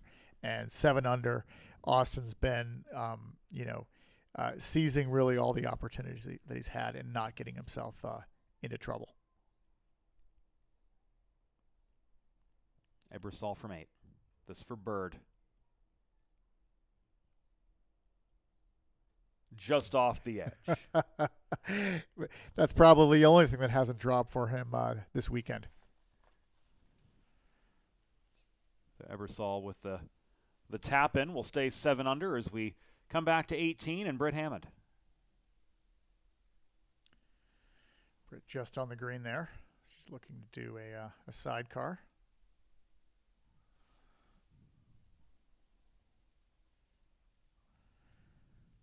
Currently tied with Summer Flings, Christina Summerfield. So every stroke matters at this point in time if she wants to hold on to 4th place. Not a bad effort. I think she'd like to be slightly closer to the hole, so she's going to have a makeable but tricky putt there.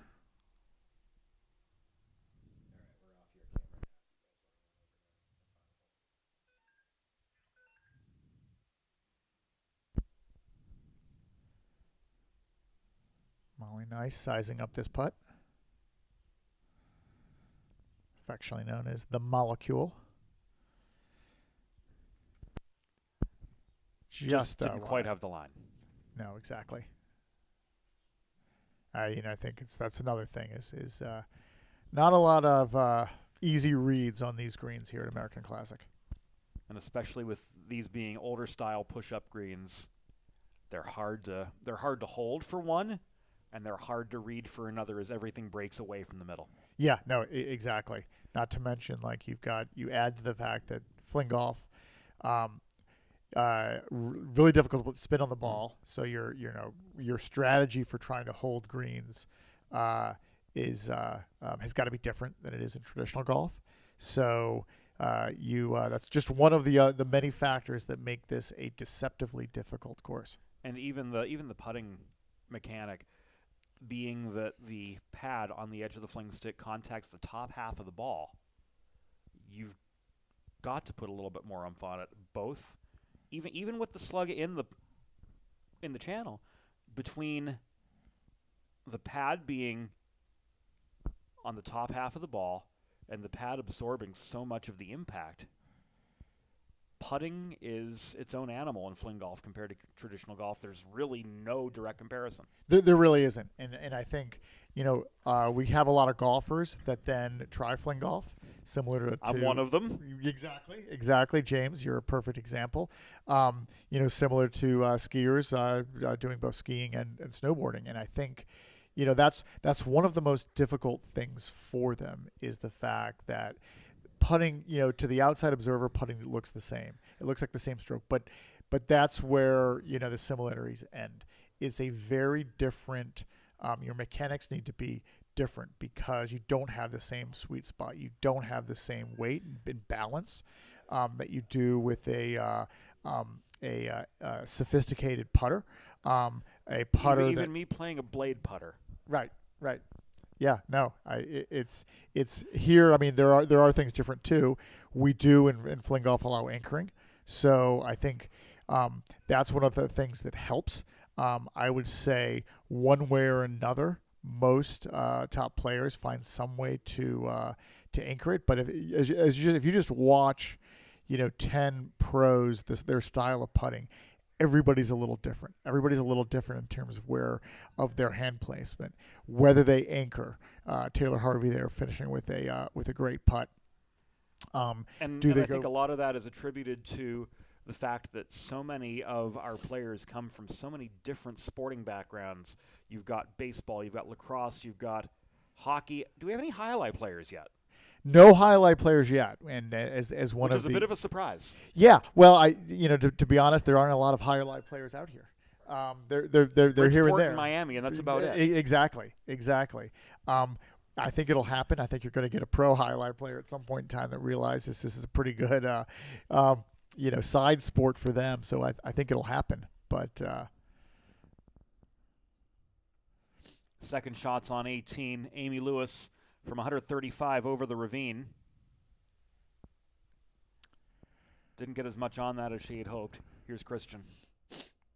But in her position right now, as long as she's over the ravine, that's all that matters with that four-stroke lead on this final hole. Christian over, and I believe on the green. Ebersol. Looking to finish this tournament in style. Well, she slipped from a pretty handy second. She's only a shot out of a share of fourth here on this final hole. Yeah, still, as we talked about, still a great tournament for Brooke, and really promising for when she's able to dedicate more time to the Pro Tour. Chris runs it up onto the green there. Great shot by her. I think there's another one with Christina opting to continue to play on that torn ACL, which is no joke. Something that it's certainly limited the power she's been able to generate. No, exactly. And she's not a power player within the women's division to start with, and then having to even dial that back further is challenging for her. So to have a top 5 finish here, that's impressive to say the least. But she's a competitor. She's a battler. So it doesn't surprise me at all. Amy Lewis all but having her second Newsform Classic in the bag with a 4-shot lead over Carla Christian. But Christian needs a par here in order to hold second outright over Brittany Marroquin, who's in the clubhouse. 11 over on the weekend. A solid round from her. 3 over 69 today. She's just a shot out of second, but all she can do is wait at this point. Right, and so now we talk about what we talked about a while ago, James. Is like now with 4 strokes, behind. Now you got to start thinking about yes, you're not going to catch Amy most likely. So now you do want to protect that second place, and but that's the challenging thing about fling golf, about golf. It's like how do you that mindset. You've got to be able to dial it up different ways depending on where the status of the tournament. I know some players out there don't want to know exactly where the score stands, but I've always and others want to know everything. I got to say, from my vantage point, I always look at I think you got to know everything, and at the end of the day, more information's only going to help you. Ebersol giving herself a great shot at par there from well off the green. Here's Lewis, third shot. Wouldn't it be great if she could just hold this out?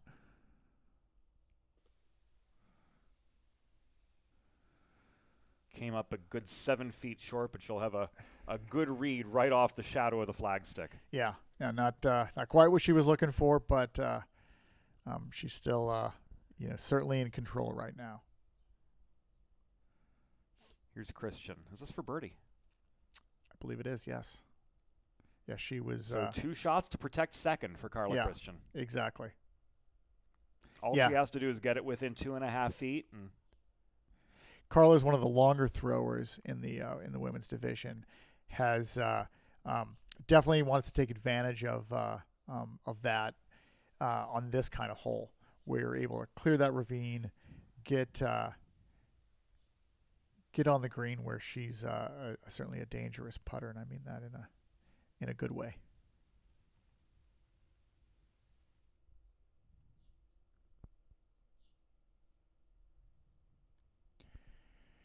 Chris Summerfield could have put a good bit more on that. Yeah, I don't think she was happy with that at all. Still within par range. Still very makeable. Yeah, very makeable for her. Not quite. I think she would have loved to hole it, but or at least have a tap in.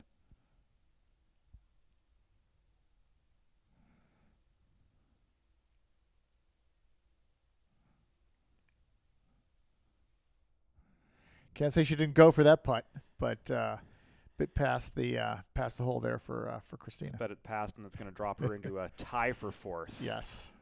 Yeah, I think but she went for it. She wanted to make that putt because she knows that just one stroke separates her from Britt, and Brooke tied it. Must make for Ebersol here to remain in the tie for fourth. And she tugs it left. Yeah, you could see that. She knew that the minute she hit that one that it was not going to be.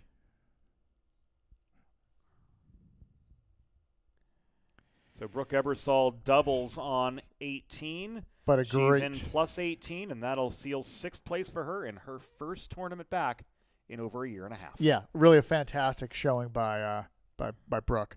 I think I think she's got a, disappointed I think for how she played today, but she's got to be overall really, really happy with her performance.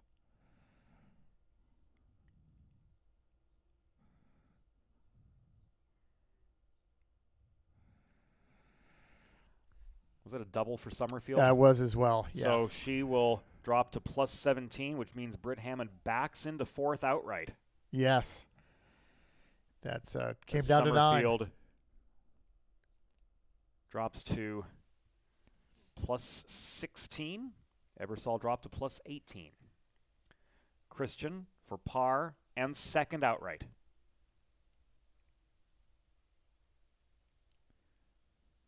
Sealed it. Another second place finish for Carla, but a member of Team USA in the Britain's Cup this year. She won that spot at the last tournament, the Low Country Open in South Carolina. Amy Lewis. Amy Lewis. This for par. No shortage of breathing room here. Rolls it just past the left edge of the cup, but not to worry. The tap-in seals a second News Form Classic for the Ohioan. Amy Lewis, victorious in 2024, outpaces them here in 2026 to take her second edition of the News Form Classic. Amy with a fantastic win here, and her second News Form Classic title. This is a meaningful one for her, as it's mobbing her on the green. Her wife Maggie and their kids here today. Exactly. Taking advantage of the fact that they're locals and can cheer her on. Have been cheering her on all weekend here. They've got to be thrilled, and she should be thrilled with her performance. I think she eyed this, as something that after Britt won the first tournament in this 2026 season, the first Pro Series tournament in South Carolina. Amy, who ranked behind her in second place, really wanted to keep pace, and she did just that. Great performance this weekend. So 2 champions crowned already today at American Classic. The Masters division going to Jeff Harvey, 3 over par, 7 better than Eric Seeger in second and Mark Thompson in third.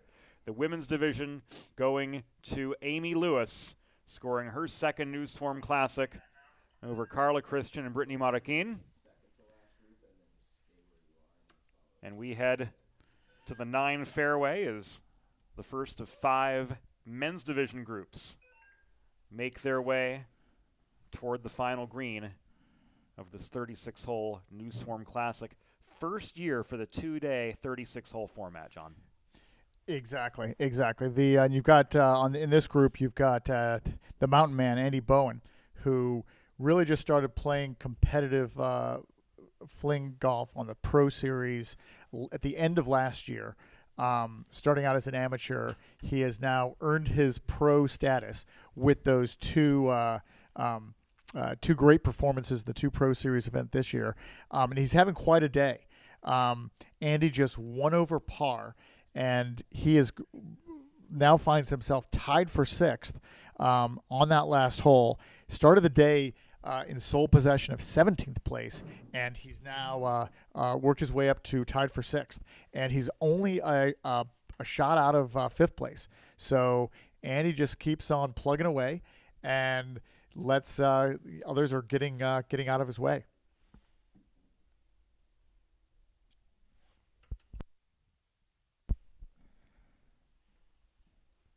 All right, as we head up, Jason Ballinger walking alongside him up on this ninth hole. Jason currently tied for he was started the day tied for 15th place. He's moved up to tied for 12th. Not a bad day for him. 6 over par, so a better performance than he had yesterday. Although as he walks into that ravine there on 9, having seen it from the this hole for him yesterday. He unfortunately, he's caught this ravine a couple times this weekend. So you take this hole out of it, he'd be even further up the leaderboard. But the Liberator having a great second day here and has moved up the leaderboard. John Fernandez, who started the day tied for 15th with Jason Ballinger, moved up a spot. He's now currently tied for 14th place with Mike DeRusha. So sort of a consistent day for Fernandez, but I think he would have liked to move a little further up the leaderboard. But tough conditions here with the wind certainly. So they make their way onto the 9th green. This is the first of 5 men's groups that we'll be covering.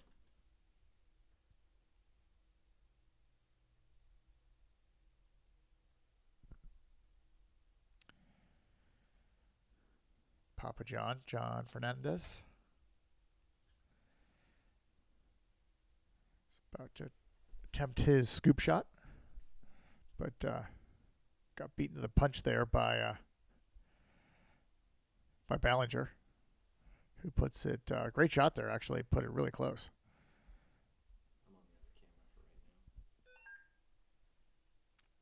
Fernandez.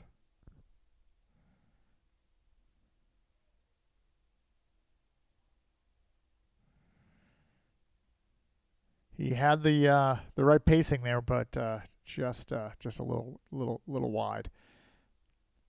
But very makeable putt there to get up and down.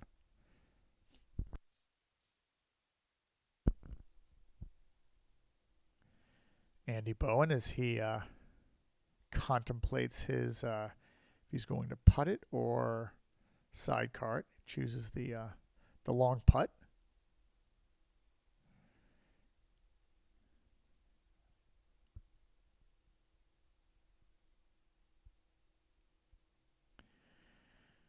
Not thrilled with that one. So he'll have a little bit of work there for his par. All right, switching off from the 9th hole as they finish up. Currently have Tim Durr on the tee here. 7th hole here at American Classic, so playing as the 16th hole. Tim not having 8 over on the day, so he slipped back into a tie for 10th place. There's Mike DeRusha, main event. Having it's been a sort of a rough day for him. This group, the second group behind the lead group, Rob Mackley in that one. It bears noting, currently tied for second at +4, just +1 for the day. He's in great shape now with 3 holes to go. He's got, at least for the great shape for potentially second place, but also he's only 6 strokes. He's 6 strokes ahead of the nearest competitor for the Britain's Cup slot at 4 over. Jack Bovich right now at +10, and behind him now, the 2 that have been moving up consistently today, Jared Culver and Andy Bowen, as we see him finishing up on the 9th hole. They're in a tie for 6th right now. So Andy and Jared really doing a great job today as they walk off the 9th hole. Well, currently, I think we'll switch to the next group on this the next foursome heading up the 9th hole. Well, it looks like we're maybe heading over to faraway look at the 7th hole here at American Classic, playing as the 16th hole on this back nine.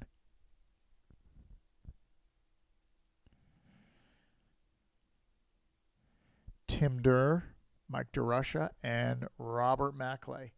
Finishing things up here, I think of that group, Big Mac is probably the most satisfied with his performance today. Just 1 over par through 15 holes. He's got to be happy with that. Tim and Mike have had rough days compared to yesterday.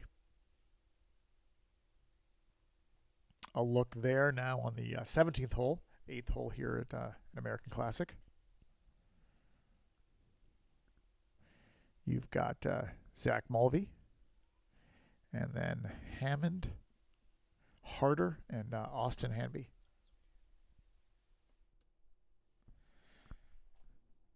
Back now to the green of the 16th hole.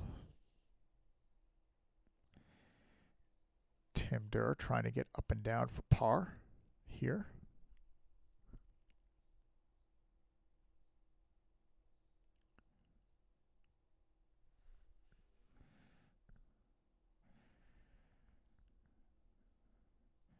Robert Mackley, Big Mac, also eyeing likely to be a sidecar coming up, probably a one-arm sidecar. Just waiting for Tim Durr to mark his ball.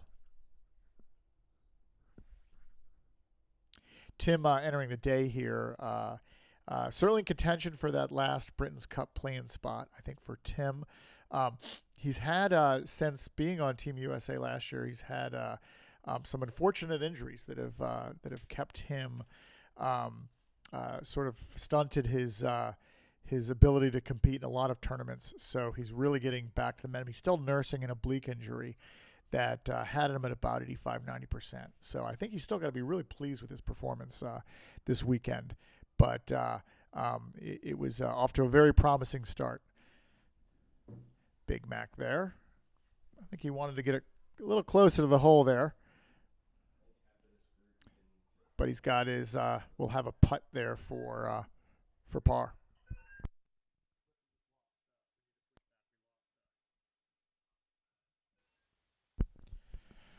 All right, back on to 9. We've got from a distance, we've got Jared Culver, one of the stories of today, who finds himself now at just 3 over for the day, but he finds himself in a tie for 5th place. Making his way up there with Jack Bovich, who's currently tied with Jared. They're both right now, for the two of them, 7 strokes behind Robert Mackley for that Britain's Cup play-in spot.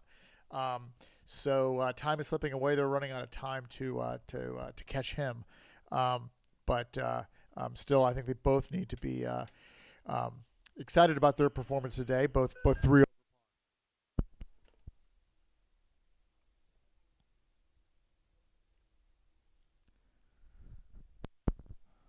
Long look we have on the 16th hole. Should see members of the gallery looking on. Switching back over to the walk-up on the 18th hole here. Hole number 9, the Ravine hole at American Classic.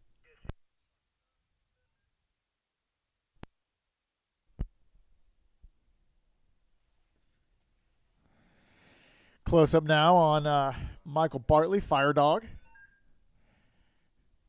hailing from Pennsylvania.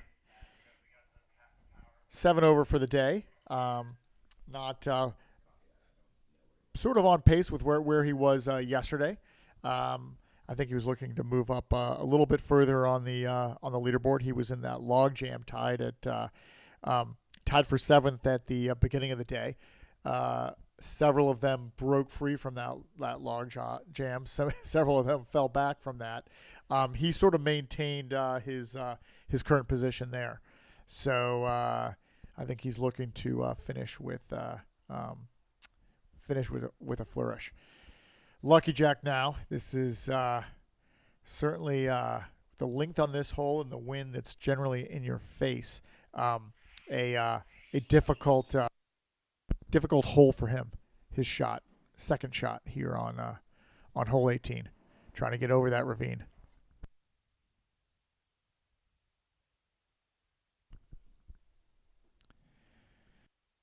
Not sure that he actually cleared it. Didn't seem particularly happy with that. Fire Dog, Michael Bartley. Long thrower, he should have, even with the wind in his face, he should have no problem with clearing the ravine.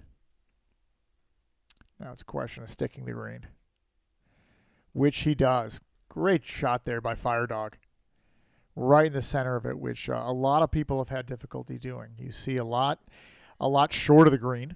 They're worried about clearing that ravine, and then a lot really worried about clearing that ravine are flying the green.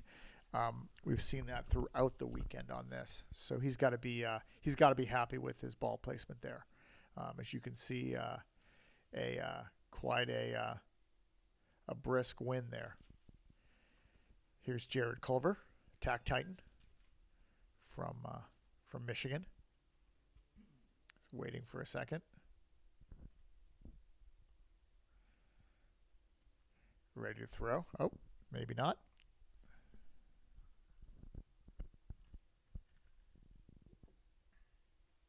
Hard to see what's happening on the other side, but here is his second shot. Approach shot on 18. Just at the left front of the green. He should be happy with that one. Clear the ravine, given the pin placement, middle left. Jared will have a decent look at birdie. Currently tied for fifth. As we talked about, this could be his best finish, not only here, but in World League Fling Golf play. Meanwhile, David Norton, Mighty Mouse.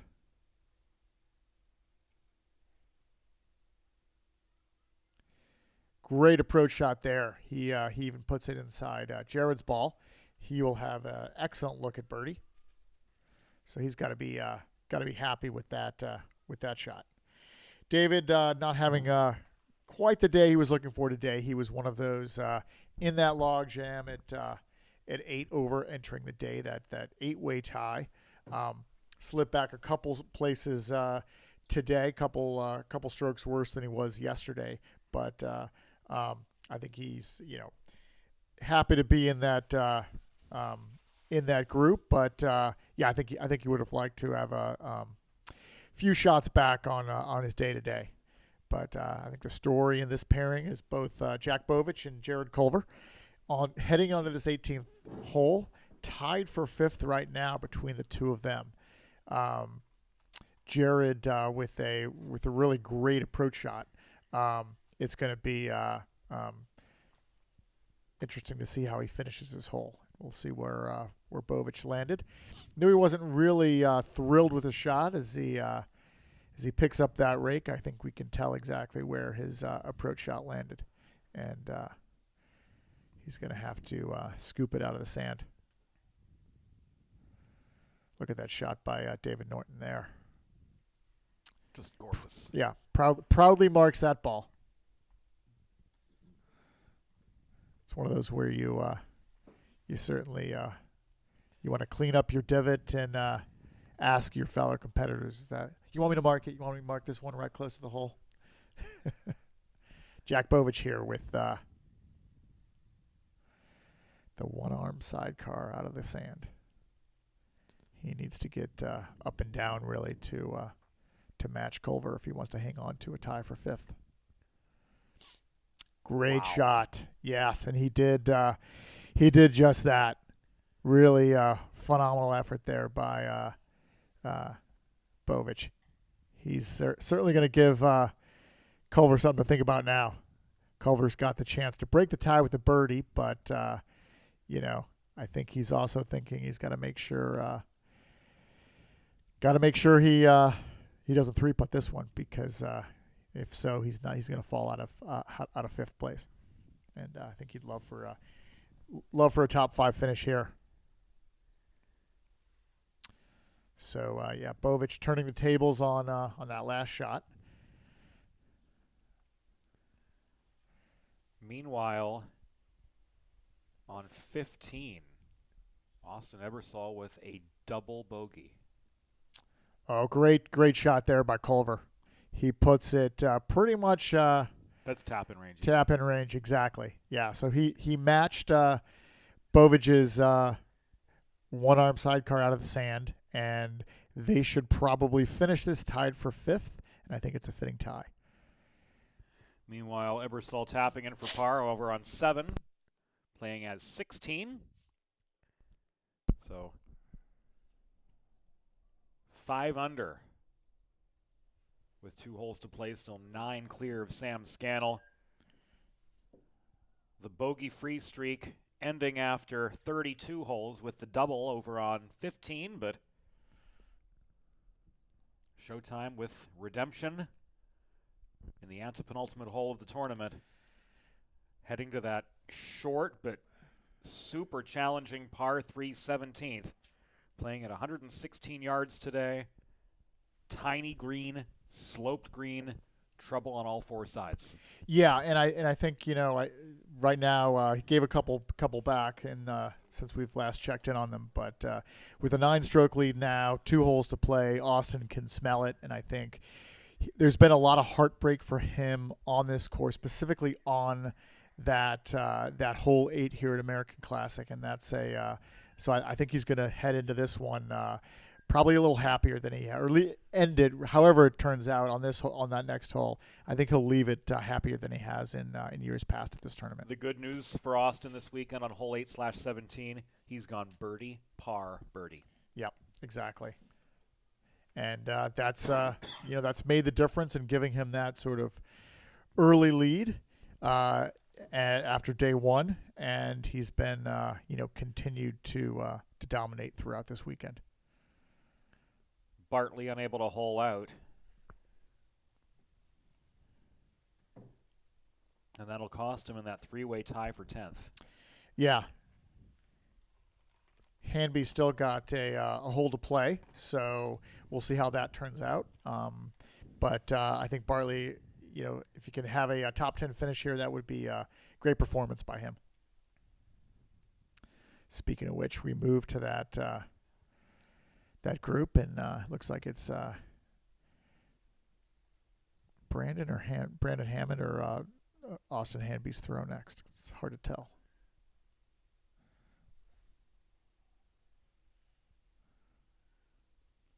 All 4 in that group.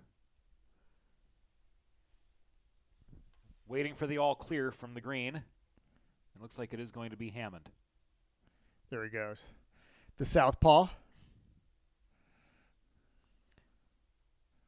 Again, nobody really getting much distance off the tee into that stern wind here on 9/18, as Hammond, who's usually got some power behind him, He's definitely was just shy of the fairway. Yeah, no, he's definitely a long thrower, and he's been in finals for longest fling shot championships. But 9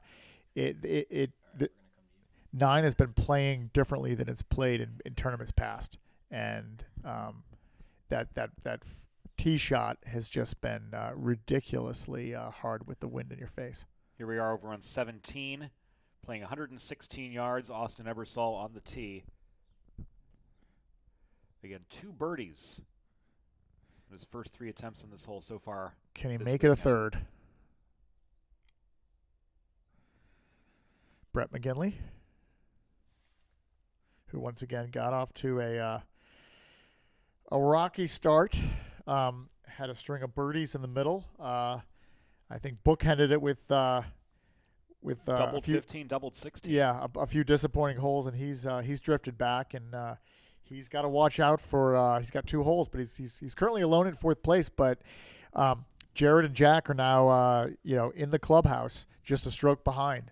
So he's got to watch out, or he's going to fall to 6th place, if not even potentially further, because you've also got Andy Bowen in the clubhouse, just a stroke behind Jack and Jared. So Jack, Jared, and Andy Bowen, sort of a couple of the bright spots from the men's division today. Really great performances by those three. Well earned top 10 finishes for those three.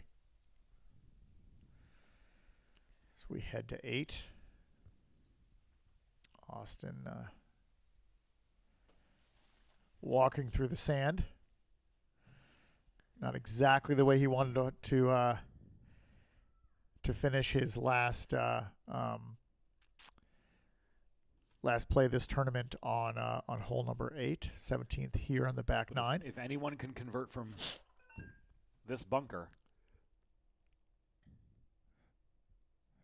I don't know if anyone knows these greens as well as Austin Ebersol. Exactly, and certainly probably the only one that knows them better is Brandon Hammond, the head course greenskeeper here. superintendent. Exactly, but once again, regardless of how this hole turns out, I think he's going to be beaming walking to 9 as he knows his the achievement of winning this tournament is in sight. It's been a long time coming too. It has, and I think between Austin and Sam, he's seen Sam win it the last couple years, in sometimes heartbreaking fashion, and he's taken over. Sam has taken over that number 1 ranking.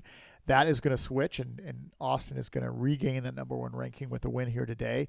But I think for Austin, it's not about world number 1 right now. It's about winning at this tournament at home. The 5th New Swarm Classic, what he's never done in his storied career. So this one just a hole away. Scannell on 8. Challenging downhill putt despite it only being 3 feet. I believe was that a birdie? I think that was probably what he was saying. He's like, so that's what it feels like. A shortage of birdies for Scantron here at American Classic. No stranger to birdies, but it's for him. It's been the par 3s have been challenging for him, which is not normally the case at this tournament. So and this none more challenging than this hole for him this weekend. Brett McGinley. That green is just. There are no easy greens on this course. Between 3 and 8, these two slope so severely. If you end up above the hole on 8, good luck. Yeah, no, and then you're thinking about where you're going to place it on the green, and then if you're not careful because you don't want to be above the hole, then you may end up in the sand, which in certain parts of that sand trap can be really difficult to get out of. Ebersol with the par save, and Yep. he maintains an 8-shot lead over Sam Scannell, heading to the final hole of the New Swarm Classic. Back to the green of 18 we go. 9/18, we'll call it 18 because that's how it's functioning right now. Zach Mulvey right now, sole possession of 9th place, looking to finish in the top 10. Not what he wanted to do there. Zach, similar story to like a Tim Durr, has had a tough 12 to 15 months battling injuries. Has not been able to compete as much as he has in the past. But this is a really step in the right direction for Zach. So it's great to see the Mountaineer with a potential for a top 10 finish here. Here's Big A. Austin Hamby also good way to finish. A great putt there by Austin. Austin with a great tournament. I think he had a great front 9 where he was even par. He had moved up into, I believe, the top 5. Difficulty on the back 9, starting with that hole number 2 where I had to go over and where he found himself in the hazard, had to take a penalty after the ball rolled into a gopher hole, and then his 3rd shot after the penalty. Not a great position. He slipped on that one. Might have slightly injured himself, and I think that all led to a sort of difficult back 9 for him. So but maybe after doubling 15, came back, bogey on 16, par on 17. What I believe to be par here on 18, and he'll finish no worse than 10th. that's right. Yeah. So he's Be it outright or a share of 10th. Top 10 finish for Austin Hanby. yeah, top 10 finish for him, and I think he may look at this as what might have been. But I think overall, taking a step back, he should look at this. He had a phenomenal tournament, and he's a player that's just, as I've seen, he's been competing for several years in the pro circuit, and he's gotten better every year. And he is going to, this top 10 finish, it's eventually going to start becoming top 5 finishes for him. And so, I think Austin Hanby is just he's on the right path there, and this should really bolster that confidence level for him, regardless of how he may have finished the back 9 here on day 2. Two of the best ever to pick up a fling stick. Absolutely, yeah. No, it's the They're Larry Bird. They're the Bird and Magic. Bird and Magic. I was going to say the same thing, and they have been back and forth. Titles back and forth. Gretzky and Lemieux. And exactly. And I think specifically with them, it's they've played together as teammates. They've been teammates on Team USA.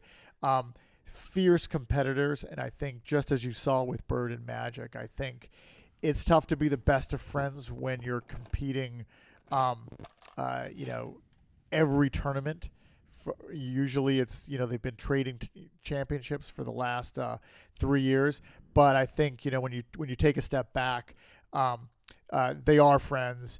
And in hindsight, I think when they'll become even, best friends, because there's a bond there that they have, like Bird and Magic had. And I think, Sam would have loved to win the, his third New Swarm Classic in a row, a three-peat. Love to hang on to that number 1 ranking. But deep down, I know he's really happy for what's about to happen for Austin, because he knows how much this means for Austin. And I think he can appreciate the fact that just a magical performance by Showtime this weekend, and I think you can tell by their interaction there that he knows this is special. He knows this means a lot to Austin, and he's going to be certainly gracious in defeat here. Macklay's tee shot on 18 ended up just left of the trees, stayed in bounds,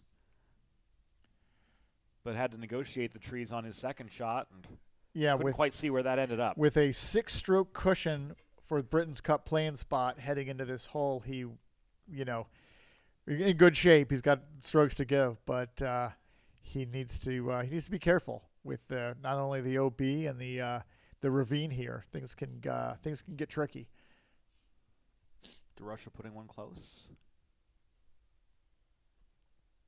Tough to tell on that one. He also flirted.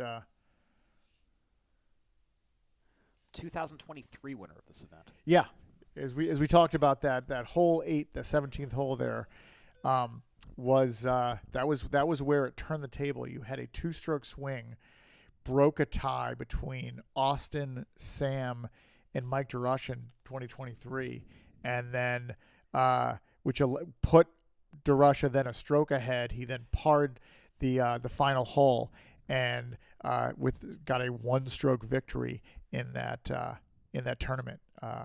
Once a sort of a heartbreaking loss there for Sam. Austin as well, finishing third to Mike. So huge victory for Mike in 2023. Sam and Austin teeing off on the final hole of the 2026 New Swarm Classic. James Witherite, John Prolidge, our technical director, Rick Wilson, keeping everything together behind the scenes. Lance, Matt, everybody on camera duty, Paul, thanks to the whole crew. Well said, James. It's been a team effort here. A lot of moving parts. Trying to put this live stream together for you folks that are watching from home. And you're going to see a momentous finish here, but hats off to the crew. Really, really great job. And especially thanks to everyone joining us here today is the folks at World League Fling Golf. Happy to expand the reach of the sport. Exactly, via modern exactly. technology. No, exactly. Trying to put together multiple camera angles here so that we can put together that YouTube live stream. So shout out to all you watching live. Those that may be watching this in replay, check out our next one live. Mackley from the ravine, so he's on in 3. Getting And there for- the hard way. And But- for Robert, really the goal now is finish out as strongly as possible and try to give Scannell a run for his money for second. Yeah. If he can knock this in and hold it at +5, forcing Sam to make par better on the 9th hole, he'll lock up that playing spot and but also have the potential to slide into second place. And here the champion to be, Austin Ebersol, making that walk back down the 18th fairway toward the American Classic Clubhouse. Just a couple shots separate him and his first ever New Swarm Classic title. Back to 18 we go. Here's Mackley. Just off the green here. This one-arm sidecar.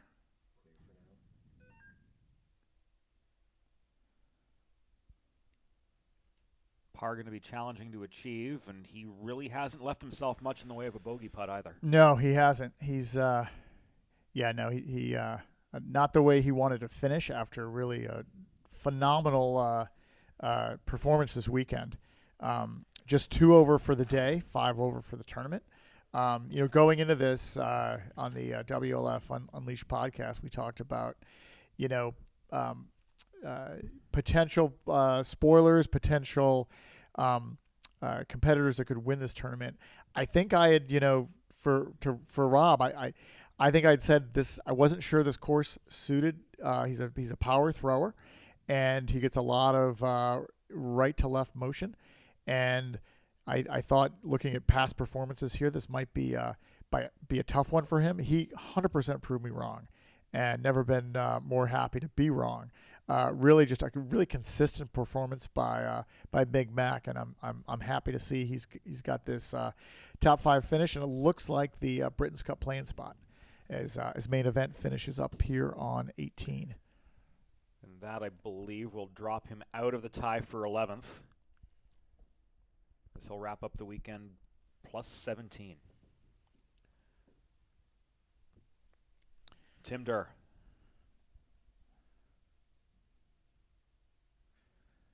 Just past the hole there.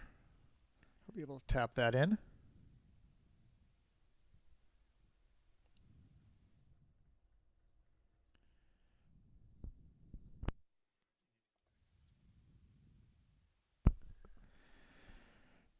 Rob Mackley. Tough bogey putt here for Robert. It is, yeah.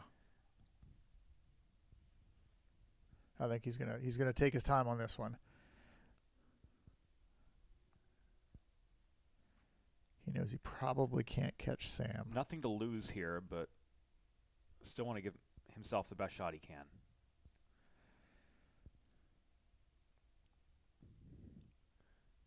Yep. Errant tee shot forces a double.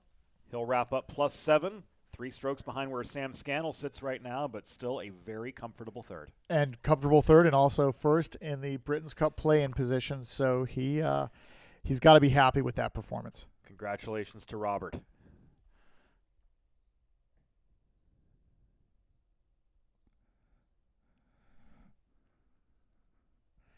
Brett McGinley here, who won the Britain's Cup play-in spot at the last tournament, the first Pro Series tournament, the Low Country Open, down in Bluffton, South Carolina. This is his second shot.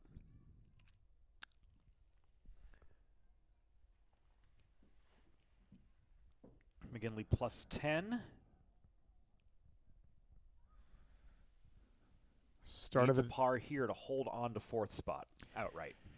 start of the day tied for second. Bit of a disappointing day for him, but I think if he can actually hold on and maintain that that fourth place. Still a great tournament for him. Really two fantastic tournaments in a row. He's been playing certainly above his ranking in the first Pro Series events this year. So that he's been steadily moving up the WLF men's division rankings. Scannell's tee shot went right. He's looking about 140.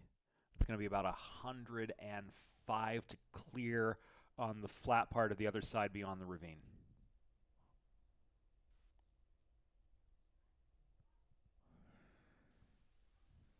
Got to take a little bit of off, and he's Puts one on the green, pin high. Ebersol right in the middle.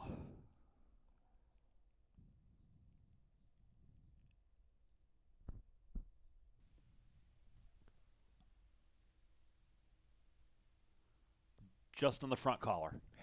One of the few greens he's missed in regulation this weekend.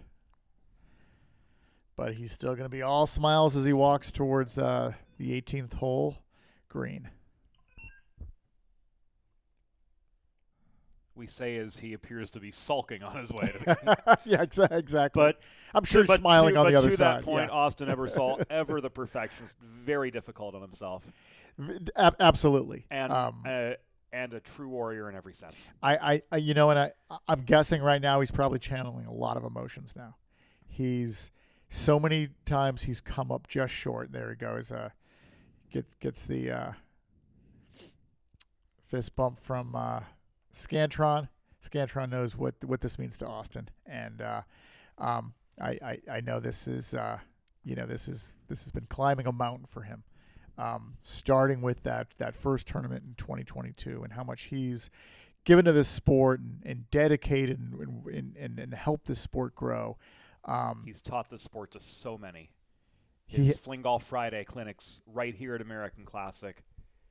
He is truly the grand ambassador of Fling Golf. And to add to his titles, the one thing on his resume he didn't have was winning a championship at his home course, where come close a lot of times, and that's why he had sort of two things that really on his resume he wanted to do. He wanted to win a doubles championship with his wife Brooke Ebersol. He completed that task on Friday at this tournament, and then the final one remained of winning the title here. And meanwhile, we just saw Brett McGinley from just off the green lob a great shot in for a very makeable par putt to try to save fourth outright. Here's Ebersol, his third shot.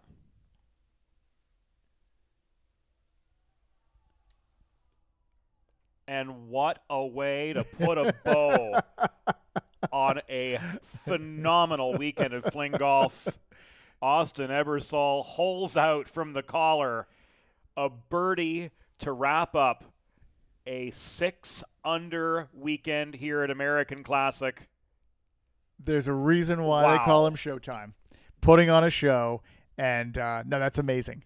And I'm sure his competitors were going to give him a wide berth on taking the final shot of this tournament, but he gave them no option, holding it off from the side for an amazing birdie there. And for Austin, you just got to love that for him.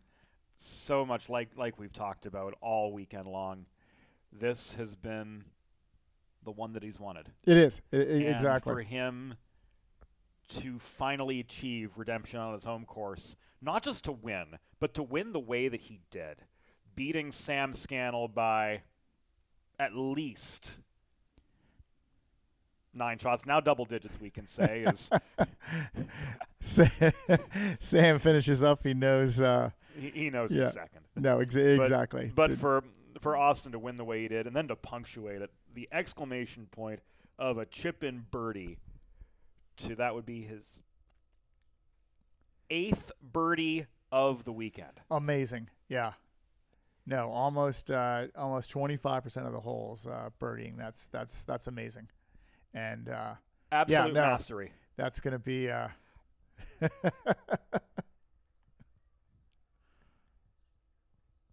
and we can hear just outside the studio. Yep. Raucous applause. Exactly. For Austin Showtime Ebersol.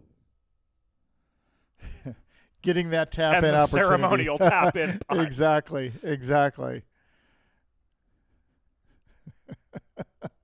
And here comes Navy. His daughter, Navy. And I'm sure Brooke, who finished up earlier, there she There's is. Brooke, there's Haven. With their second daughter, Haven. The Ebersol family. This is a special one, and it looks like Navy's got a sign for Daddy. I wouldn't expect anything less. Neither would I. So to the winners go the spoils. Jeff Harvey in the Masters division. Amy Lewis claiming her second Newsform Classic in the women's division.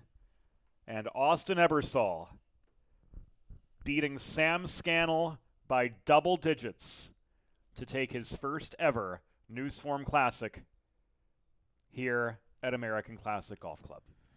A great tournament, James, and really, yeah, some really just amazing performances. As you know, it was what it takes at this course, a special course on the Newsform Tour, and it's to see Austin finally climb that mountain has been special, and really no, it's this is going to be one people are going to remember for a while for a variety of reasons, but just an amazing a weekend here. It's been touch cooler than I think some of the competitors might have liked. The wind is A touch windier.